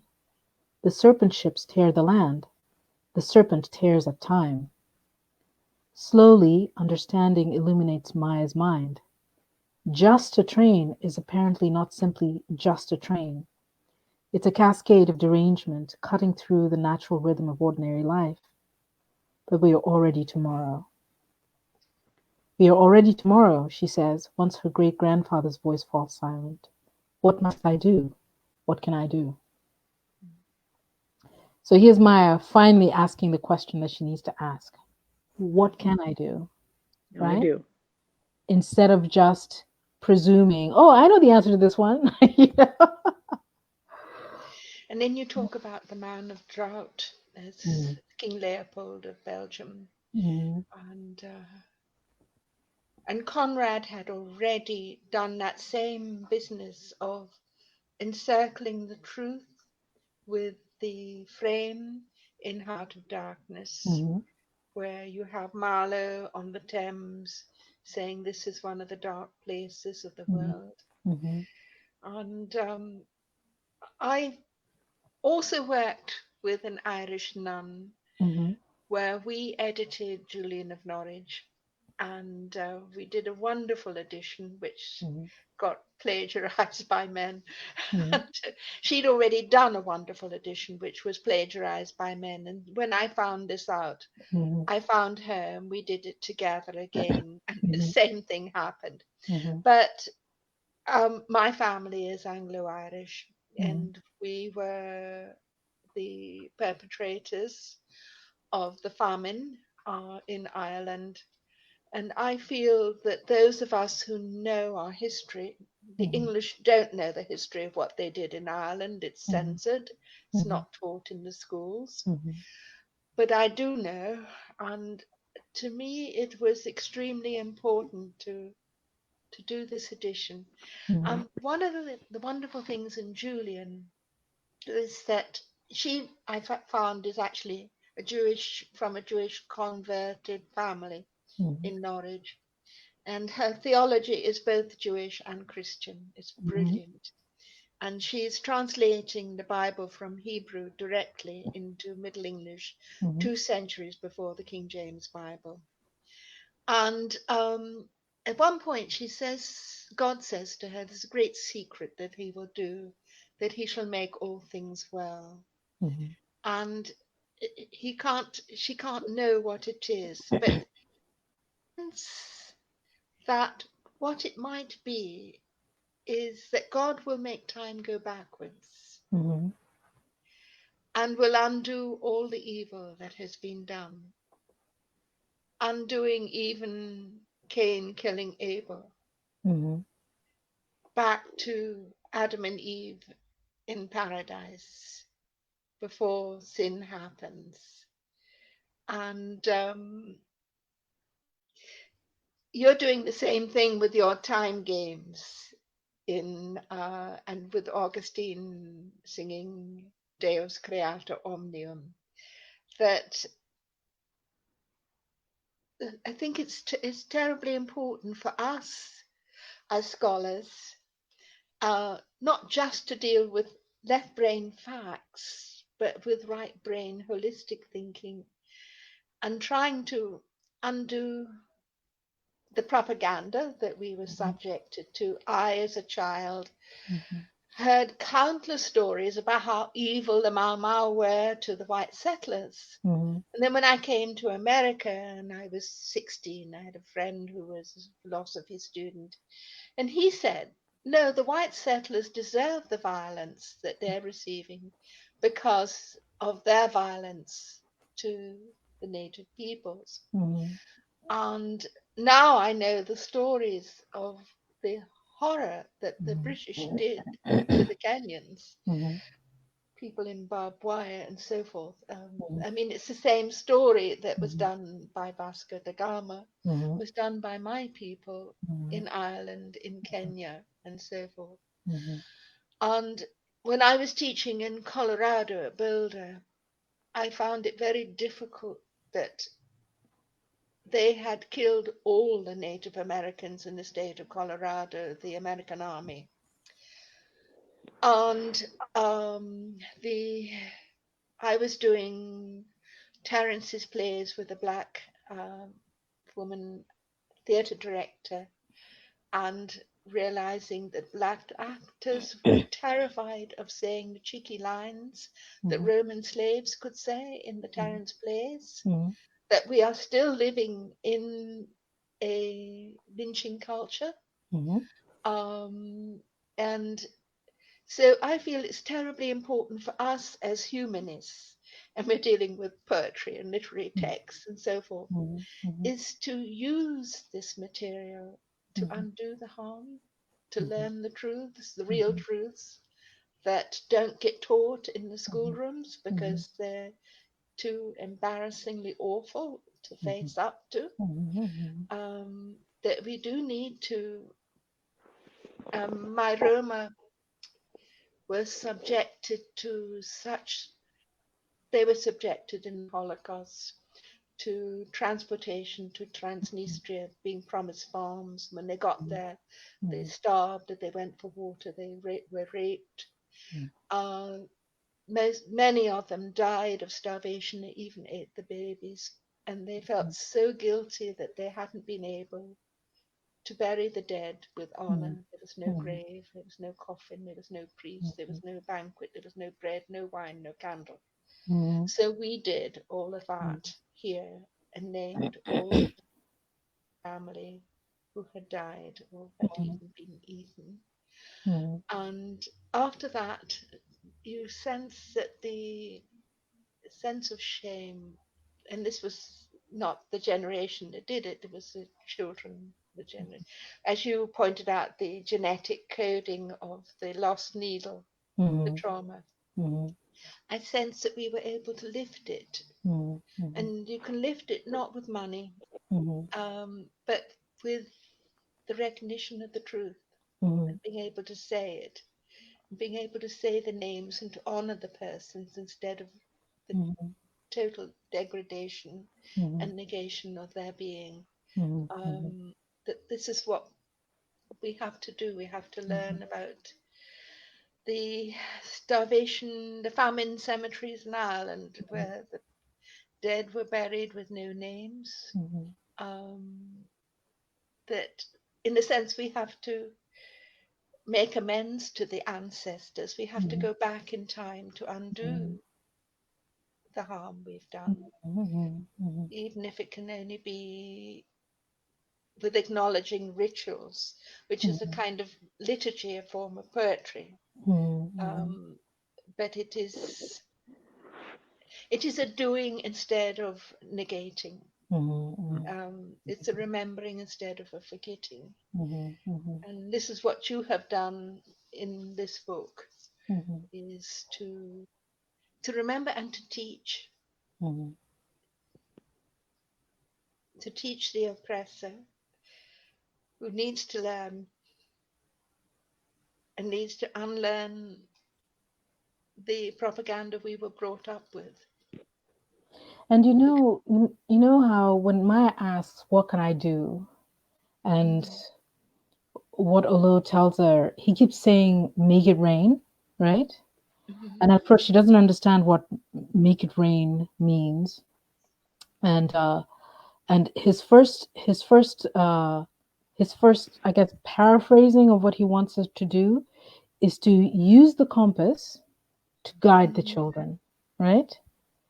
To and as he's speaking, Maya still has no idea what that means, right? Use this Right. compass to guide the children, but this compass doesn't even work. So Maya, who has been, learning and I guess getting humbled in the process of learning, Yes. Mhm. gets Right. to this point where now she gets her mission statement, right? Mhm. Which is use this instrument to make it rain and guide the children. Yes. But then she's pulled out of the dream walk before she understands what that means, Mhm. right? Before she has any idea what that means. And I bring this up because, when he comes, when she finally encounters him again, but now not in a dream walk, uh, but rather in sorry, Karen's internet just died in a minute. But Mhm. when he comes back to her, not in a dream walk, but as an ancestor, right? Which Mhm. for her is a little bit disorienting at first because she thinks it's another dream walk, and then Yes. Yeah. realizes no, these are the departed spirits who are with her. Mhm. And then he expounds on what he means by making it rain, which is tell these stories so that the children know the stories, and so that they in turn can also tell the stories. Mhm. We know that Esther has already been educated and raised to tell these stories, but Olóo is specifically asking Maya to To engage yes. in being And the in fact, storyteller. what Maya has is the Mhm. lost needle Yes, of exactly. guidance. Mhm. Exactly. And the way this compass functions, I remember we talked about it last time. I hope Karen makes it back in, but if she does, then I think it'll be good because this is okay. So no, in my mind, she's not going to be able to make it back because she has to leave. But when sorry, when she learns about what it is that she needs to do, um, and she learns more about the compass, what it was for, the idea that it was meant to remind the holder that they must look to themselves for Yes. um, Mhm. answers. It's really interesting. I've been having this conversation with a friend of mine. It's a sort of an ongoing conversation about free will, and and in the process, I'm going to pull up a part of the conversation that we've been having. In the process of talking about it, this came up, and again, I think this for me is one more index of the subconscious of what you learn coming out, right? So we have this compass which points to you to look to yourself for the Yes. answers, Mhm. and this is Marco Lombardo talking about free will, right? To Dante in Purgatorio 17, right? Or maybe this is Virgil. No, maybe it's I don't know. It's Virgil. Sorry. So you who walk, it's Virgil, right? You who walk the earth assign the cause of things only to the planets, and as though, as though it were they who determined the necessary path of all things. If that were so, free choice would be denied you, and there would be no justice when one feels joy for doing good or misery for doing evil. Yes, the heavens give motion to your inclinations. I don't say all of them, but even if I did, you still possess discernment to distinguish good from evil, and you're made with free will. Even if your will bears the strain of struggles with the heavens at first, then rightly nurtured, it will conquer all. To a greater power and a better nature, you, although free, are still subject, and this virtue, this greater power and this better nature and greater power, creates the mind in you that the heavens cannot and do not control. Therefore, if the world around you goes awry, Then in you is the cause, and in you let the solution be sought. So this, I just sent in that that passage because we've been talking about not just specifically astrology, so the theory that the motion of the planets determine the outcomes of our lives, from day to day and from year to year, but rather also the notion of ascribing the cause for what we do to external factors, right? Basically abdicating responsibility and saying, the devil made me do it, or it was beyond my control, I had no choice. The idea that certainly there might be factors outside of your control, things that you cannot do anything about. For instance, the choices that other people make, right? And the actions that other people take. You really can't control that. But the extent to which you can determine what you do, how you respond, that's incredibly important. And I think the first time we see the compass, Maya is trying to use it in Canto 1, and she's frustrated because she thinks it doesn't work. And the entire book, she's twirling around and trying to manipulate it, and it just keeps pointing to her. And the next time we see the compass specifically, it's when Vasco da Gama is given it by the Sultan of Kilwa, who had been given it by a wanderer in Mozambique, right? So one doesn't know yet the specifics of how it changed hands or how it got to the Sultan of Kilwa. But when he capitulates to Vasco da Gama, he gives him this compass with an incantation that Vasco da Gama is not paying attention to. Right. And Vasco da Gama immediately dismisses it as a useless thing, as just a trophy, because it keeps pointing to him. And this is all given in the context, later on when you learn more about the compass, in the context that the wandering walker who made it had this dream vision. Yes. That these men would come. And she knew what they were looking for. They were looking for the kingdom of heaven, right? And the dolphins. Right. And they were It's looking a for beautiful description. Yes. yeah, and they're looking for this great realization. The problem is they were looking in the wrong place. And so she thought that she would at least try to equip future generations with this message, which had to be able to survive time, which had to be able to go from generation to generation. What's really interesting, though, about the message is that over time, with the key of interpretation missing, or with the inability of the reader to understand what the message is, then its effectiveness is essentially nullified. No. So it's interesting how Maya's learning is also partly learning to learn, right? Yes. Learning to That's right. Yes. Learning to understand that it's not just about the information you receive, it's also about being able to discern what that information means.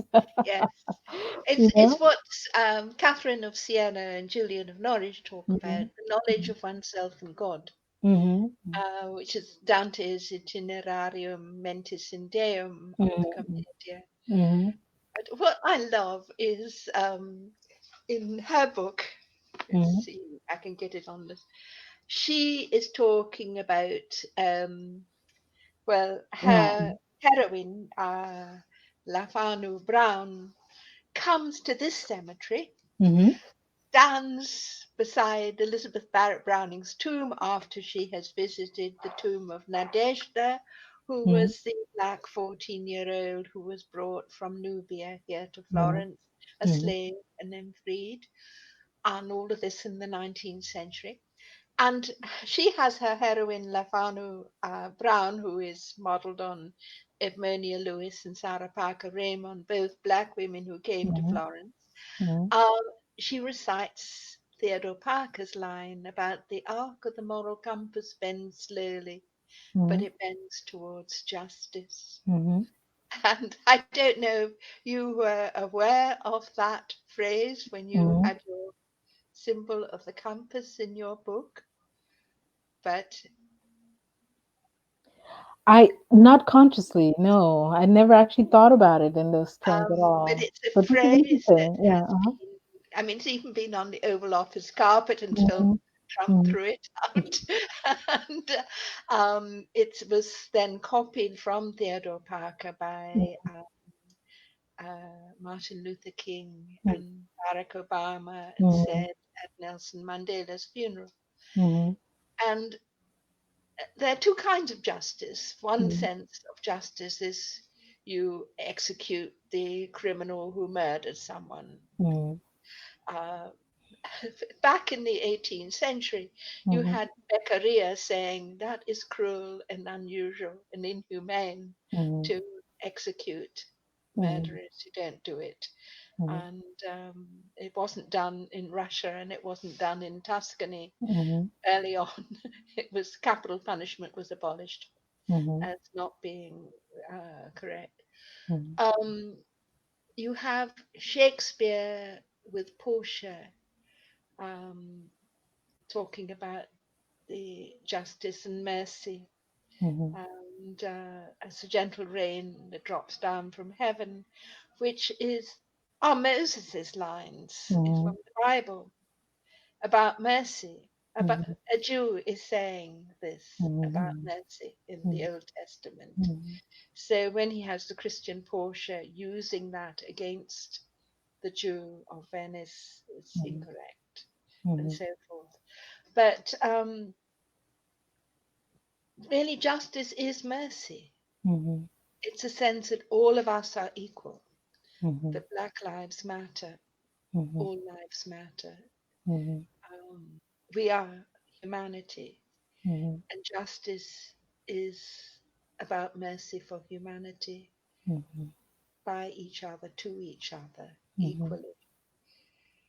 And the structures we live in are the opposite. They're about hierarchies, dominions, powers, thrones. At least Dante's teacher insisted that one of the angelic orders was man. So he undid the hierarchies in doing that, and then he has the vision of God as painted in our image, like those great mosaics in Cefalù and the Sicilian churches. And I love the way this book, it's the lions writing history. And it's the women writing history. And it's interesting that when Tejo goes to the mountain, it's the lioness's mountain. It's not the lion's mountain. And the book ends with the childbirth of twins. And it's 9 books. And it's very much, well, the lioness is writing history. Perhaps we can get it right. Yes. Yes. There's so much serendipity involved in the composition of Rain. One of them being, in learning more and more about the world that I was writing about, discovering specific things, and one of them being that the country that today is called Sierra Leone, right, was called that originally by the Portuguese Serra Leone, right, because when they saw the outline, right, of the landscape, what they saw was what looked like outlines of lionesses, right? Yes, Which is a yes. distinctive from a lion, which has a huge mane, right? And so they specifically named it for the lioness, right? Yes, that's And wonderful. it Yes. really is quite wonderful. And then that the name got Hispanicized from Portuguese to Spanish, right? From Sierra Leone to Sierra Leone, right? And I think slightly Italianized as well, right? Mm. Um, and it's it's the thing that I enjoy most about this final book. There's a lot that happens in it. I think every book has a lot happening in it, right? But perhaps because this is the culmination of so many threads, right? It feels especially it's not the longest book. I think the longest book is book 7 is the longest book, Mhm. just in terms of word count.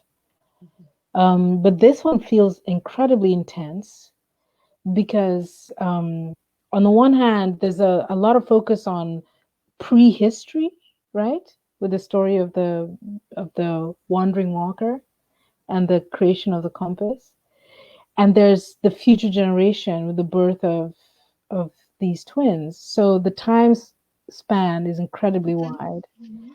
There's also the experience, the outer experience, the outward experience, um, of everybody meeting and talking and going through these ceremonies together.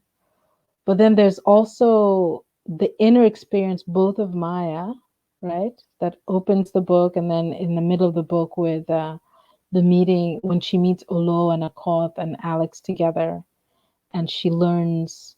Olóo sort of expands on the story of the man made of drought, right? But there's also Hera's internal journey when we enter into her mind in pots and pans, right? Um, and there, like I think that you very rightly sort of pointed out, it melds so much biblical imagery and and also popular imagery. I was actually shocked. I kid you not. When I'm writing pots and pans or writing the scenes of Hera's pregnancy and her labor, because her labor begins in book 2, right? Mhm. I Yeah. think it Yeah. opens book 2. um, and it finally, has issue in book 9. Like it finishes Yes. in book You're 9. doing a Tristram Shandy there. There you go. Which, and yes. and and so she's what was really interesting to me is that in the experience of the labor is also, besides being biblical, it also merges. I'm sorry, let me plug this in because the battery's down. It merges also popular references because she's dreaming this nativity play, right, that Mhm. children are putting on, Mhm. and melding it with the memory of a schoolmate or classmate and what people think about that, and all the kids who are involved in this play, they all have different kinds of names: Arabic names, English names, traditional names. They're just a mix of everything, and yet they're putting on this Christmas play that's a market scene, right? Mhm. um, and they can't quite get through rehearsal because the this particular character who has only one line can't deliver the line properly, right? But in Hera's mind, the nativity element of it sort of takes over, right? And Yes.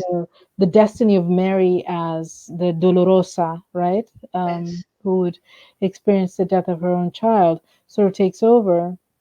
um, but she closes it with "Mother Mary, come to me," which is very much the Yes. Beatles, right? Mhm. Mhm.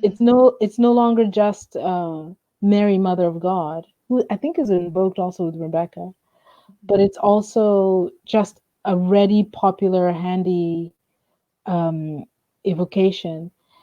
And from a Dantean perspective, it's very much so that plea for intercession that we have at the very end of Paradiso, right? Where Yes. the ultimate key to salvation or to liberation Mhm. is through the intercession of the Mother of Yes. God, right? Yes. Mhm. Yes. Um, Daughter and of your son. exactly, and and it's really, oh my God, Julia, I just realized something. I just realized, oh my God, I just realized something. That that passage, "Oh Virgin Mother," daughter of your maker. Mhm. Oh, no, mother of your maker, or daughter of your son, or how does it go again? Right. You know that is based on the sculpture by Arnolfo di Cambio that was on Santa Reparata. But Where, how does the passage go again? okay. Well, the paradox is that this is no longer accepted in Catholic theology, Uh-huh. but it's in Greek Orthodox theology Mm-hmm. that when the Virgin dies, first an angel comes to her with a palm, and that's in the text Mm-hmm. in the Paradiso.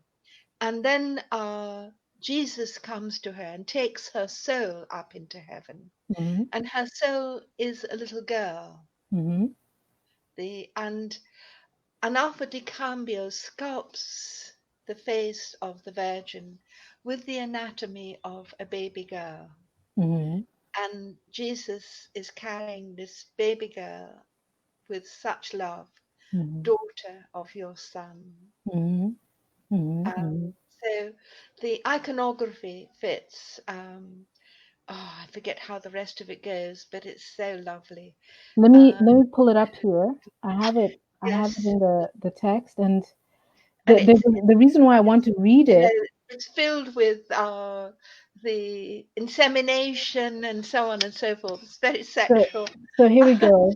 Virgin Mother, daughter of your son, more humble and exalted than any other creature, fixed Mhm. goal of the eternal plan, you are the one who so ennobled human nature that he, who made it first, did not disdain to make himself of its own making. Your womb relit the flame of love. Its heat has made this blossom seed and flower in eternal peace. To us, you are a noonday torch of charity, while down below, among those still in flesh, you are still the living fountainhead of hope. Lady, you are so great, and so prevail above.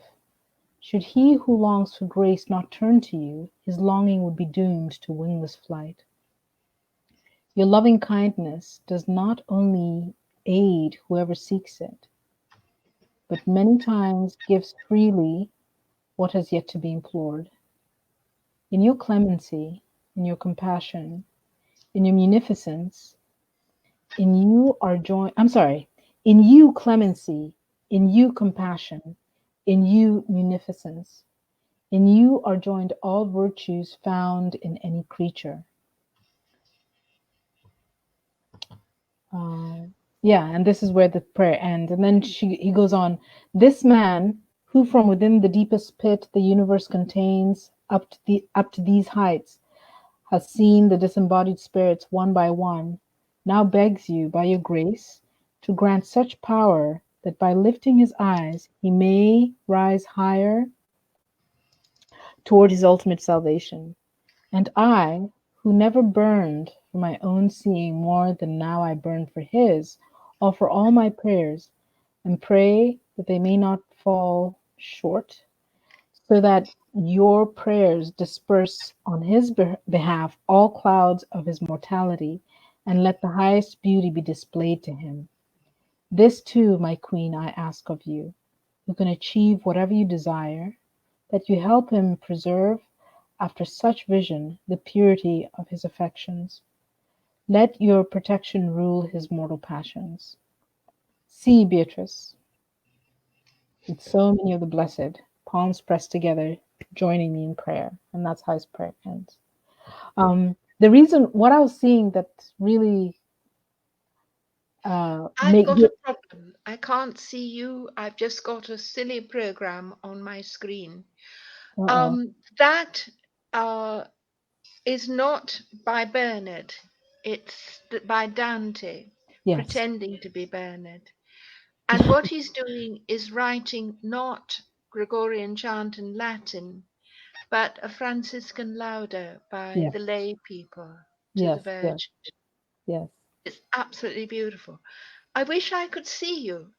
All I, I've I, got, I, it must be something in it's on your screen. I don't know. it's something I has can, gone wrong in my computer. no, but I can see And you perfectly fine. I can see you perfectly fine. mhm. So you, I'm sorry about this. It's my technology has failed. I think Uh, maybe you have, I think maybe your browser, like some other program opened up in your browser or that's right. something. Okay. It's okay. It's trying to do Babette's feast. Oh, we're back. Uh-oh, what happened? Julia disappeared. Okay, so while that's happening, let me see if I can find uh, the final passage that I enjoyed, and I will read that and see if she makes it back. So, Canto 61. Hera woke up. Oh. Okay, here we go. So now I'm going to read the passage where Hera has given birth and she's going to see her children for the first time. Esther sat down on the armchair closest to Hera's pillow and took the discarded storybook. She opened it to a page somewhere in the middle and started reading to Hera a story of how the people came out of the Nile. She read slowly and quietly, sometimes lost as if to herself. She would stop every once in a while to look at Hera sleeping, and then she would resume reading again. Maya listened, smiling. This story, too, she knew it well, of how they came leading their livestock with their children. Ah, Julia's back. Let's see. I should be. There you go, Julia. You're back. Can you see that? It tried to show the film Babette's Feast in the middle of things. I don't know why. Okay. All right. Just don't touch your keyboard and you'll be fine. Okay. So Um, what I was doing, the reason why I was bringing up the prayer at the beginning of Paradiso 33 yes. is because I just realized something about Hera, who's been having Right. this notion. Hera is the daughter of a woman, Anna, Hmm. who Like Anna, she's named after the, I believe, the priestess who received the baby Jesus in the temple, right? right, but Um, also in the medieval tradition, Mary's mother was Anna. there you go. And Yeah, so she's patron of Florence. Hmm.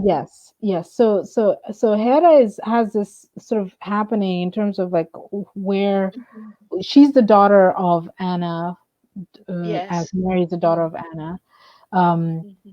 her children. Oh, she's also the daughter of Anatole Basile Tejo, right? Hmm. And when she gives birth, the her twins are given the names Anatole and Basile Yes. and Hmm. Tejo. So in a Yes. sense, she becomes the mother of her. She's the daughter of her sons, in a sense, right? She Right. becomes the mother Yes. of her, of her, of her own Right. father, Hmm. even though it was indirectly. And that struck me as really, really interesting. And so while I was waiting for you to come back, I started reading this passage, which is Yes. when she wakes up Hmm. and from childbirth, and Maya and Esther is reading a storybook to her, and Maya is listening in. And this is what Maya thinks. I'll read that the whole passage. Maya listened, smiling. So this is Esther reading from a storybook, right? I'm sorry. Here we go. Let me go back. Esther sat down on an armchair close to Hera's pillow and took the discarded storybook. She opened it to a page somewhere in the middle and started reading to Hera a story of how the people came out of the Nile. She read slowly and quietly, sometimes lost as if to herself. She would stop every once in a while to look at Hera sleeping, and then she would resume reading again. Maya listened, smiling. This story, too, she knew it well, of how they came leading their livestock, with their children ahead and their elders behind, drifting off just enough to leave the world of time. She turned her will to the west, calling to a spirit from far away, unsure whether what she was trying to do would actually work. Then we have Hera's mother comes back, Anna comes back, and Hera, who had been quite conflicted about her mother, is reconciled with her, at least within herself, right? Because now she's a mother herself. And then they take her to see her babies. And let me read that passage too. So the trip to the NICU, I think neonatal infancy, something critical care unit, I can't remember, was the longest Hera had ever taken. The corridors were long, the corners far too sharp, the wheelchair painfully slow. The lights illuminating the hall made them seem longer and even more vacant. By the time Esther rolled to the door of the room where her two babies slept in adjacent hospital cribs, Hera was ready to jump up and run, but her surgical wound constrained her.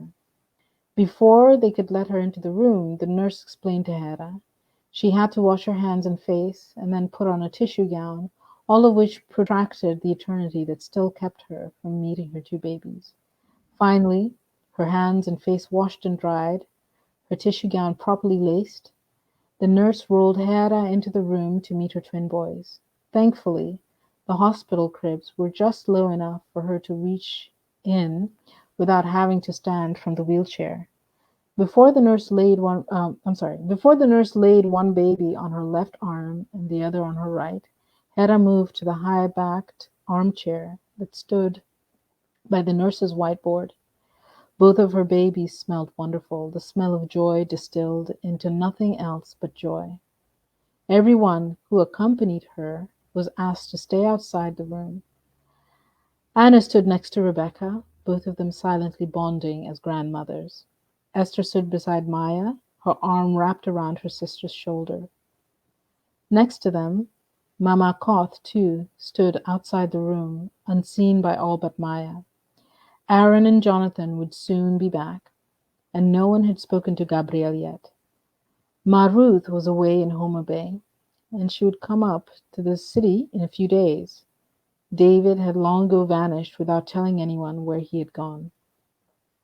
When an elephant births a new calf, Mama Koth said to Maya, all of the cows of the herd gather in a circle around until the calf can stand on its own. Maya smiled and looked at her kin, her youngest sister inside the room holding her newborn twins, and outside the door, two grandmothers, two aunts, and the spirit of their matriarch. Yes, when an elephant births a new calf, all of the cows of the herd gather in a circle around until the calf can stand on its own. Yes. And then the chapter ends, or the canto ends at the end, when they take Hera back, right? Together, they all return to Hera's room, a journey somehow much shorter than the one they had taken to see the twins. Hera's heart was full of everything she had ever known to feel. Saul, she said under her breath, as Esther wheeled her along back to her room, our children are doing wonderfully well. And that's the end of the canto right there. I really like that passage very, very much. Yes. For me, as a listener of the story, it brought everything together through the elephants in a way that was unexpected to me. Yes. Because the first canto opens with elephants playing on the lake shore. There's elephants and hippos and ibis and everything.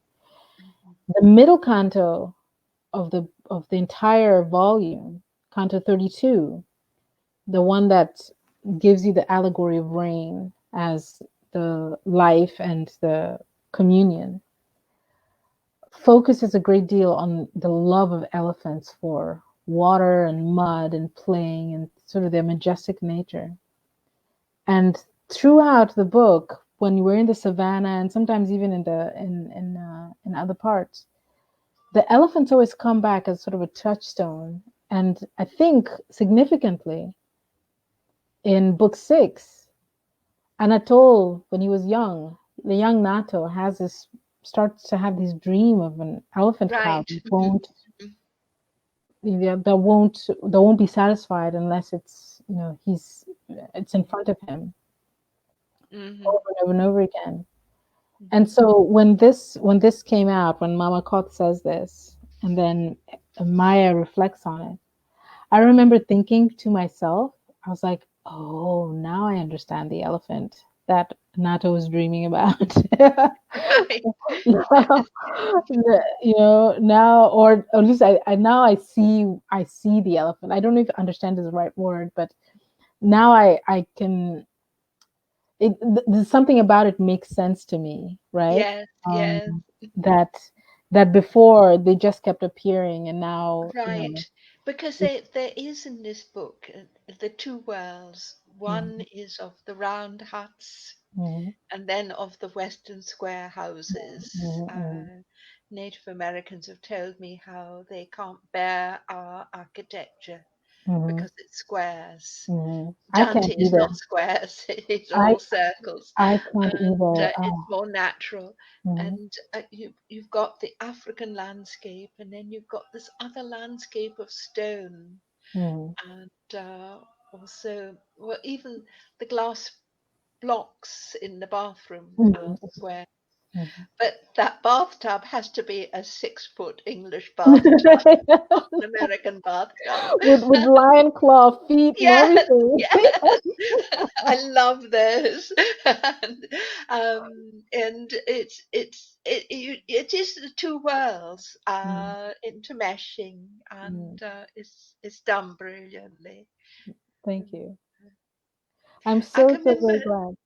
Mhm, my earliest memory as a child was of the reflections of the Thames water on the ceiling of my nursery, mhm, and just being fascinated by it, and being aware of being aware. mhm. Yeah. And and then that house was bombed because it was by a railroad bridge across the Thames, so it was Mhm, strategically important, that area, and they never mhm. managed to destroy the bridge. They kept destroying all of the houses around it. Oh my goodness. So then we Mm, were in another part of London, and I can mhm, remember on the bookshelf there was a Doré illustrated Dante, which absolutely terrified me as a mhm, child.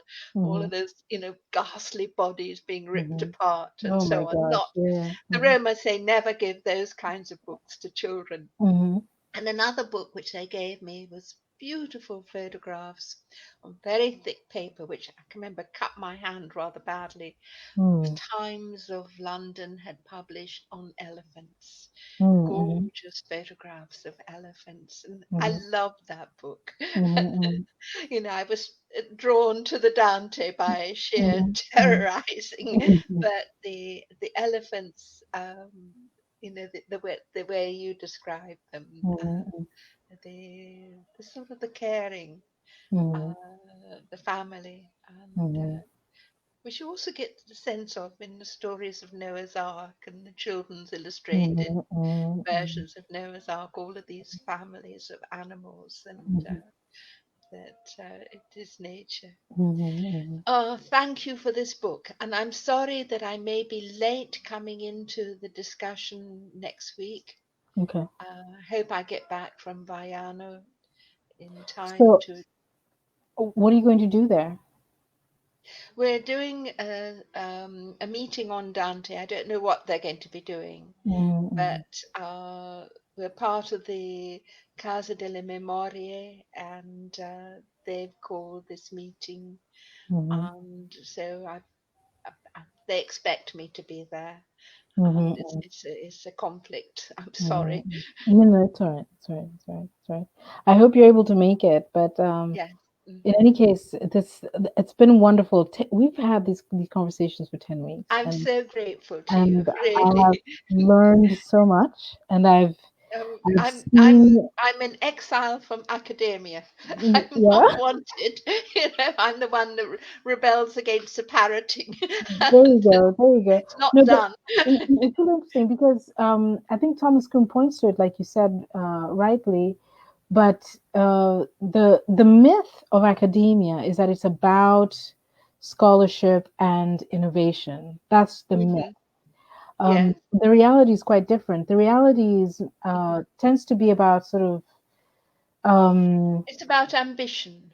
conservatism and cults of personality and That's right. careerism, which is Mhm. really unfortunate because when that becomes the focus, then It people distorts lose the truth. the Mhm. purpose, you know.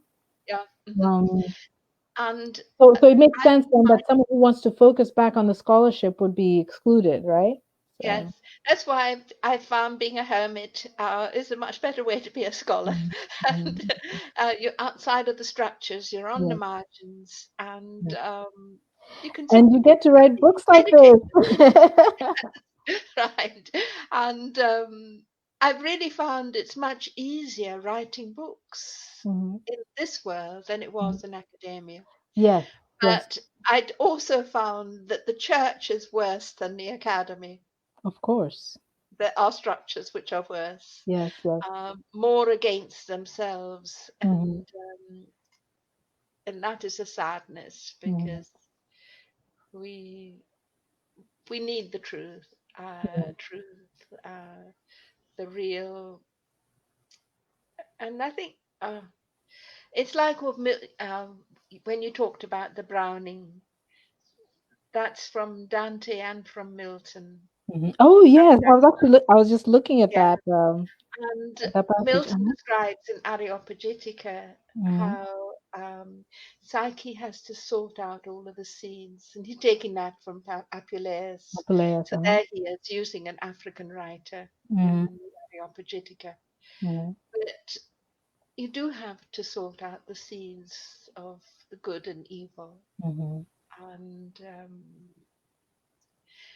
and you also, what I found very difficult to accept was injustice. mhm. If I've done everything right, why am I being treated so badly? And Right, right, right, I right, had to right, overcome that hurdle. right, right. Um, but it's what I never did was to give up my books. I shipped Yeah. them from England to California to Illinois to Princeton to Mhm, Colorado to mhm, England to mhm, Italy with the last of my life savings. mhm, mhm, mhm. Uh, Libraries and books are so important. You know what you say about, justice or injustice, like if I've done everything right, why so much injustice? Hmm. It's this again is another Dantean theme, right? Because you Yes. realize that there's a huge refrain that's been going around in political circles here about the rule of law, right? Hmm. How this is a country of law and order, and they'll do everything by the rule of law. And I Hmm. think to myself, people mistake that for justice. Just because someone writes a bunch of rules Hmm. and then insists that you have to do things according to those rules, Yeah. that's not where justice No, no. resides, you Hmm. know? No. And Hmm. so I think oftentimes people do this trick where they substitute out justice for Hmm. this arbitrary set of rules, Right. and Hmm. then they adhere to those rules because they can point to them and say, oh look, I did it exactly according to the rules, which Yes. is where I think the law itself, like the legal profession, I Hmm. think sort of abdicates a lot of responsibility, because when someone can get away with doing something that is ethically opprobrious Hmm. because they did it according to the rules, Hmm. that's not justice, right? Right. And And people keep yes. forgetting, people keep forgetting that there are rules out there that are intrinsically evil, right? The Right. rule that made it legal to own people as chattel is an Mhm. evil Mhm. rule. The rule that makes it legal to constrain the will of another is an Yes. evil rule, you know? Mhm. Mhm. I think that among those are the rule that makes it legal to take someone's life under any circumstances, right? I think that that rule is evil for the simple fact that ending someone's life is um, ultimately denying them their free will, right? Mhm. Basically, um, if someone is going to do harm to others, right? If they're going to bring pain to others, this is this is their act of will, right? Mhm. And Mhm. until, and I think in the very Dantean sense, until they breathe their very, very last, there's always an opportunity to for penitence and for Right. Yes. um, Mhm. sort of how do you say repentance, I guess, and setting things right by Right. Mhm. an act of will, right? Um, now someone may go to the end of their life and never ever repent and never ever, never ever. And that is tragic. That is tragic, but that Mhm. is their act of will. Choice. Mhm. That is their choice. Mhm. I found Making, like taking their life away takes all of that away from them right. Right. in a way Mhm. that I think does not to me speak of justice at all. I Mhm. think it's fine Yes. to confine someone and to separate them from society. I Mhm. think it's fine Yes. to, You can separate them from their yes, doing harm, exactly. But I but think removing their life, that is, I can't. yeah. I don't Mhm. know. I don't know how people can justify that. Yes, I can. I was in a very abusive marriage, and Mm, at the end of it, I realized I had to scrap all of the ethics I'd been brought up with about being kind and so on and so forth, to to to boil it down to never to harm another person. mhm, And the second one was to not allow the other person to harm you, mhm, because mhm, that was to permit evil. mhm, So that made it possible to step outside of the structure of being harmed, mhm, mhm. as in Mm, compassion to the other person who was doing the harming. yes, which is why I think the Hippocratic Oath, at least a simple version of Yes, it, to do no most, harm. well, I think more specifically, first do no harm, Hmm. right? The idea of first, like Yes. your initial approach Hmm. is to avoid making a choice that brings the other person harm. But then, Right. as Hmm. Aristotle, I think very rightly says, sometimes it is necessary to Hmm. incur harm for a greater good, right? Right. So, Hmm. and I think the example he uses is that, for example, it is intrinsically evil or harmful to cut someone, right? Yes. To Hmm. pierce them with a Except, knife. yes. But when a surgeon does it, Hmm. the purpose of that cut, which is by To itself save might a be life. evil, it is salvific or it is salubri, right? Right. So that here's a smaller evil that is necessary for a greater one. And I think that the circumstances you're describing is where you find yourself needing to draw a hard line and Hmm. insist that the other person tolerate pain in order to avoid Hmm. perpetrating a greater evil. No? Hmm. And Yeah. then with the work I was doing on Sarah Parker Raymond, Mhm. who came to Florence and got her MD in 1869, Mhm. 1868, when no women could.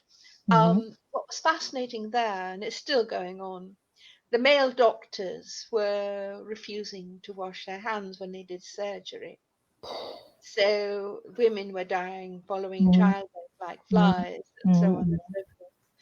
Whereas the women who were not allowed to be doctors were the ones who were making sure that the hospitals were clean and had been Mhm. doing this for centuries, Mhm. Mhm.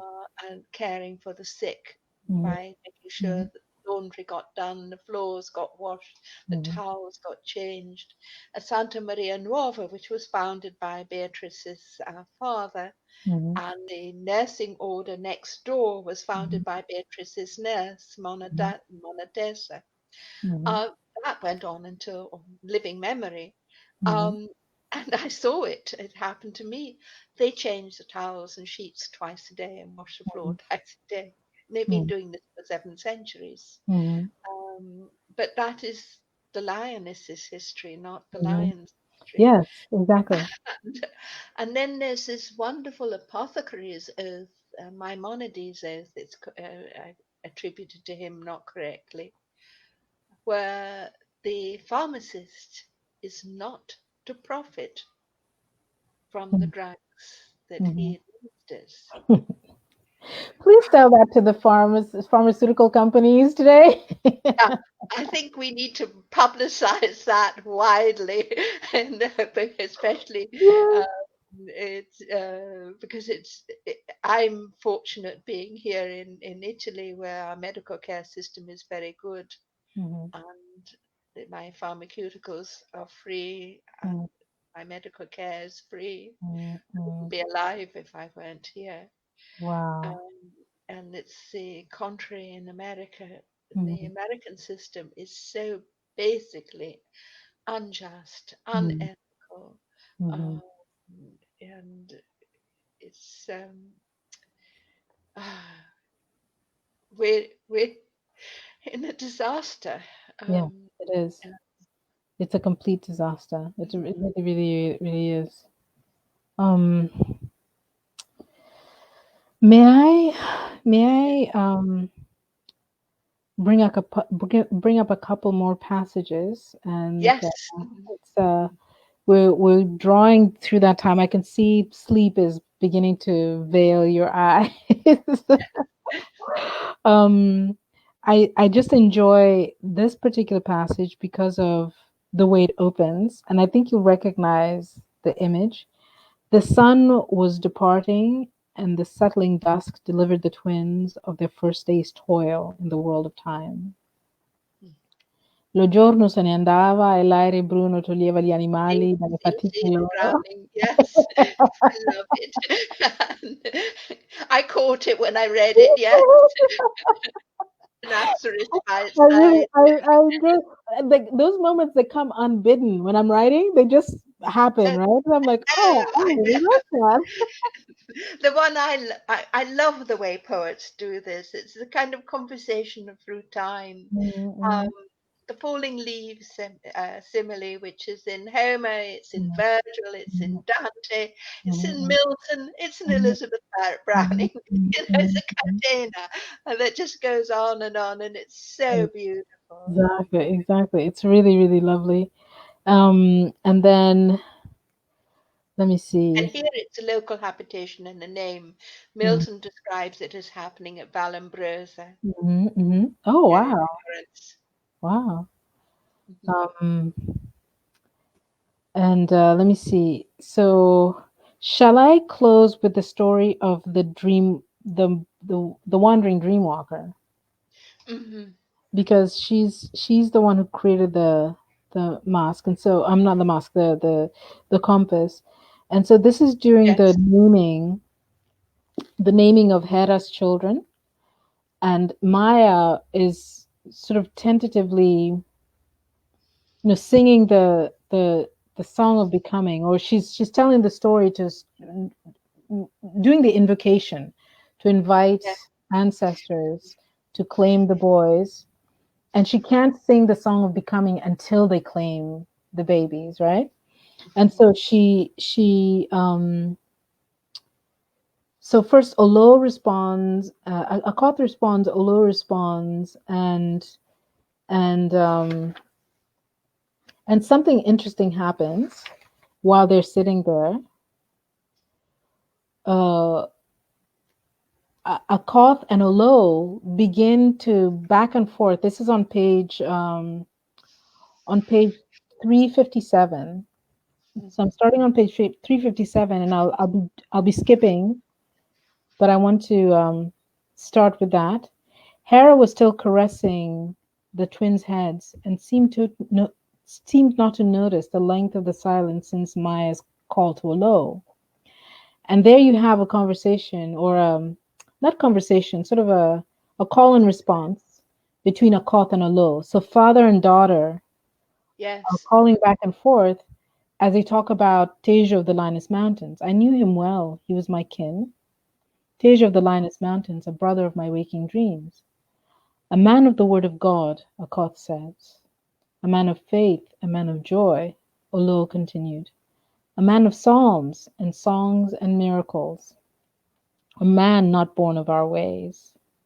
A man of the cross, a man of the compass, a man of true compassion. A man who walked through the valley of the shadow of death, fearing no evil. A man who knew freedom from bondage in iron and stone. The voices of Olóo and Akoth interwove in counterpoint, overlapping in song. It took Maya a moment to understand that they were inviting her to continue her prayer. Tejo of the Linus Mountains, she said aloud. Frère João, hear my call. All of the elders gathered around shifted and made a small sound together. None of them recognized the two names that Maya had just pronounced. None of them, that is, except Anatole Basile Tejo, who grew very still next to Marie, daring himself not to stir, not to look at Anyango, who seemed not to have heard what Maya had just said. Among those assembled, he was the only one who looked up startled, surprised to hear a name that he only knew belonged to the mythical past of his family lore. Standing next to her husband, Marie sensed his sudden stillness and reached out for him, her first instinct to make sure that he was all right. Her eyes still trained on the young new mother caressing the heads of her newborn twins, Marie's own hands now moving to hold her husband's, when suddenly it stopped. Mm-hmm. Hera's hands were curved just so, the shape of the hand of Marie's youngest son, the shape of the hand of her last grandchild. It was the shape of the hand of her husband who stood frozen by her side. 30 years it had been since Anatole Basile returned to Cherbourg Island to dedicate the hospital fund in his mother's name, the library in his father's memory. 30 years had come and gone, and even though it had been his dream, the first he had ever shared with her, he had said nothing of it when he returned. All he had said when she told him that Anyango had come looking for him was that by the time Marie's letter arrived in Bont, the young lady had found him. So Maya continues the invocation, and Frère João appears, or Tejo of the Linus Mountains appears. He asks for the instrument, and then he encourages Maya to call the children's father. I really, really love this moment when Maya realizes that she's about to call Solomon, Mm-hmm. and Yes. and um, and uh, and so Maya looked at Hera and held her peace for a moment. Finally, she spoke again, her eyes fixed on her baby sister, holding close the gaze that was also now fixed on hers. Hera seemed to know that the moment had come when the one voice whose silence she felt most keenly would speak, yet she would not even hear it. "Oh God," Maya said slowly and clearly, her voice even more a song than it had been before. "Oh God, here before you are the sons of your children's mother." Hera kept her composure, yet tears hot and sharp still pricked her searching eyes. She tried to deepen her silence to that place where she might maybe hear hear that most wanted voice. Holding Maya in her eyes, she began no, she began to see that whatever her sister was hearing now remained only silence to everyone else gathered around. And so Solomon Solomon makes his presence felt and names his children. And so the voices of Olóo and Solomon Agot and Teja of the Lioness Mountains all rose up in Maya's heart to sing the song of becoming for the one and the wonder. And so I love those feelings. Yes, yes. and so we have the story of the wandering walker, and this is the one that I was trying to get to, where the song of becoming that Maya sang welcomed the twins into kinship with Teja of the Lioness Mountains and the clan of Jokomolo, whence their mother's twinning heritage had laid the path for their coming. Maya continued by invoking the dream walkers of Jokolo, saving the place of honor for Jokowin, the children's father's people, the first to emerge from the river Nile to settle the shores of Namlolwe. This old man came to live in Sierra Leone and did not return to Portugal. When he had lived a long, long life, he welcomed a sister of his waking dreams who lived in the land of Namataro. To this sister he entrusted an instrument that drew its truths from the heart of the earth, for in time immemorial, long before Iberians took to the sea, a wandering walker of dreams, who lived near the turbulent cape at the end of the great land of the Nile, told her mother of troubling dreams that plagued her, asleep or awake. One day, she said, men carrying war to lands across the seas of the world, the name of God on their lips, the cold and ice of their native lands held hard in their hearts, these men would come rounding the cape, seeking the way to salvation by foisting dominion on all the peoples and all the lands and all the world. They would believe that they had to invade, capture, vanquish, and subdue, and reduce every person to bondage, and take from their heart and their home every hope, and only that way would their kingdom come. But the wandering walker, believing that she could save all the lands from the pillaging sailors who boasted the mandate of pontiffs and kings in the name of God and gold, set out to find a sign in her visions to send through the ages intact in time. It could not need breath, but had to be able to give all the guidance that guidance could give. And so the wandering walker walked many moons to the very end of the world, to the cape where the needles all pointed north, and the pulse of the land hammered true. There she entered the caverns that opened to sea, and deep from the heart of the earth, from its veins, drew out a morsel of iron and copper and zinc, and then returned to the open air above. And when she emerged, she found that all the sentinels of the sea had gathered in those ocean waters to help guide her hand. As far as the eye could see, countless dolphins played in the sea, speeding and jumping and spiraling over and under a pod of whales around the cape, surfacing every so often to blow out air from their giant lungs, turning and twirling and flipping their tails, holding close to the seashore caves. The wandering walker soon set to work and mixed the ores that she had drawn from the veins of the earth. She told her mother in later days that the heat from the breath of the circling whales made the metal soft to her touch. She shaped the plate and shaped the needle and used the spine of sea urchins to carve the stories of wind and sea and whales and sails on the shining brass. And then she molded and sharpened the iron pointer whose pulse was true to the pulse of the earth, and this she placed on the carved brass plate, and made this compass you now behold. It would always direct the traveler's way, showing the searching wanderer where to seek the path to salvation. I love that passage. My mother was born in South Africa Ah, yes? and in a tent, Mm-hmm. and she her earliest memories of falling off a Cape cart and running for her dear life after her parents who hadn't noticed. And so she was rather like Anna Yeah. and never looked back when I and my brother would have to run after her Yes. because we were terrified of being lost. And she had very much the characteristics of your Anna. But I went and put asterisks by some places in your book. Tell me. For instance, O miserere me. Ah.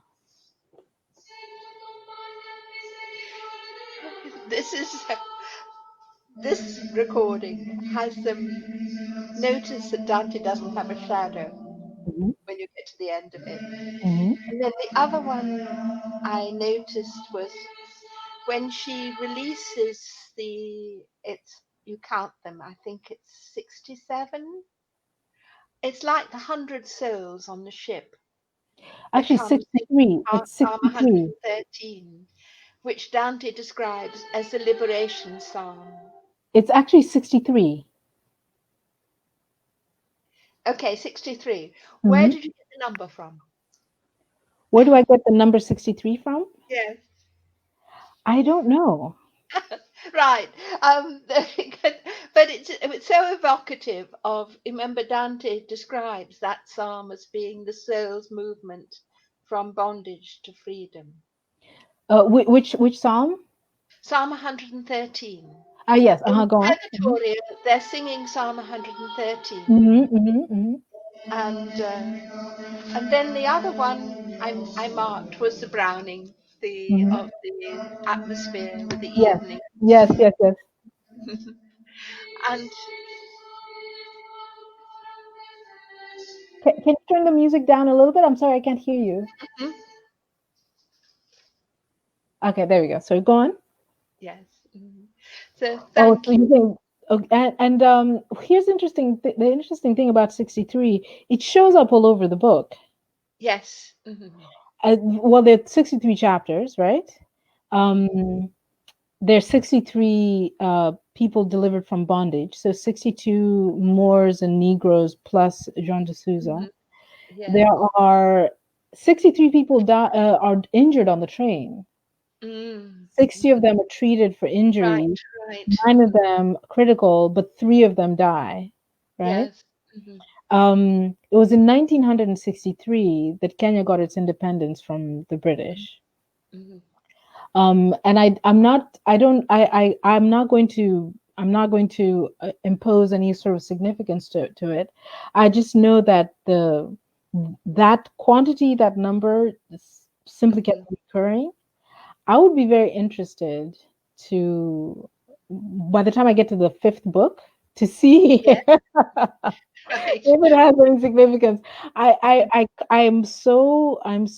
I'm very humbled, right, in this experience, because you notice from the very, very beginning, I would always, sort of confess that I couldn't account for certain things. I couldn't say, what was why things were the way they were, and all I could do was read it and offer my interpretation as a reader. Yes. And so this is one of those many, many things. But the last one is the image of the very last one is in the final pages when the children are named.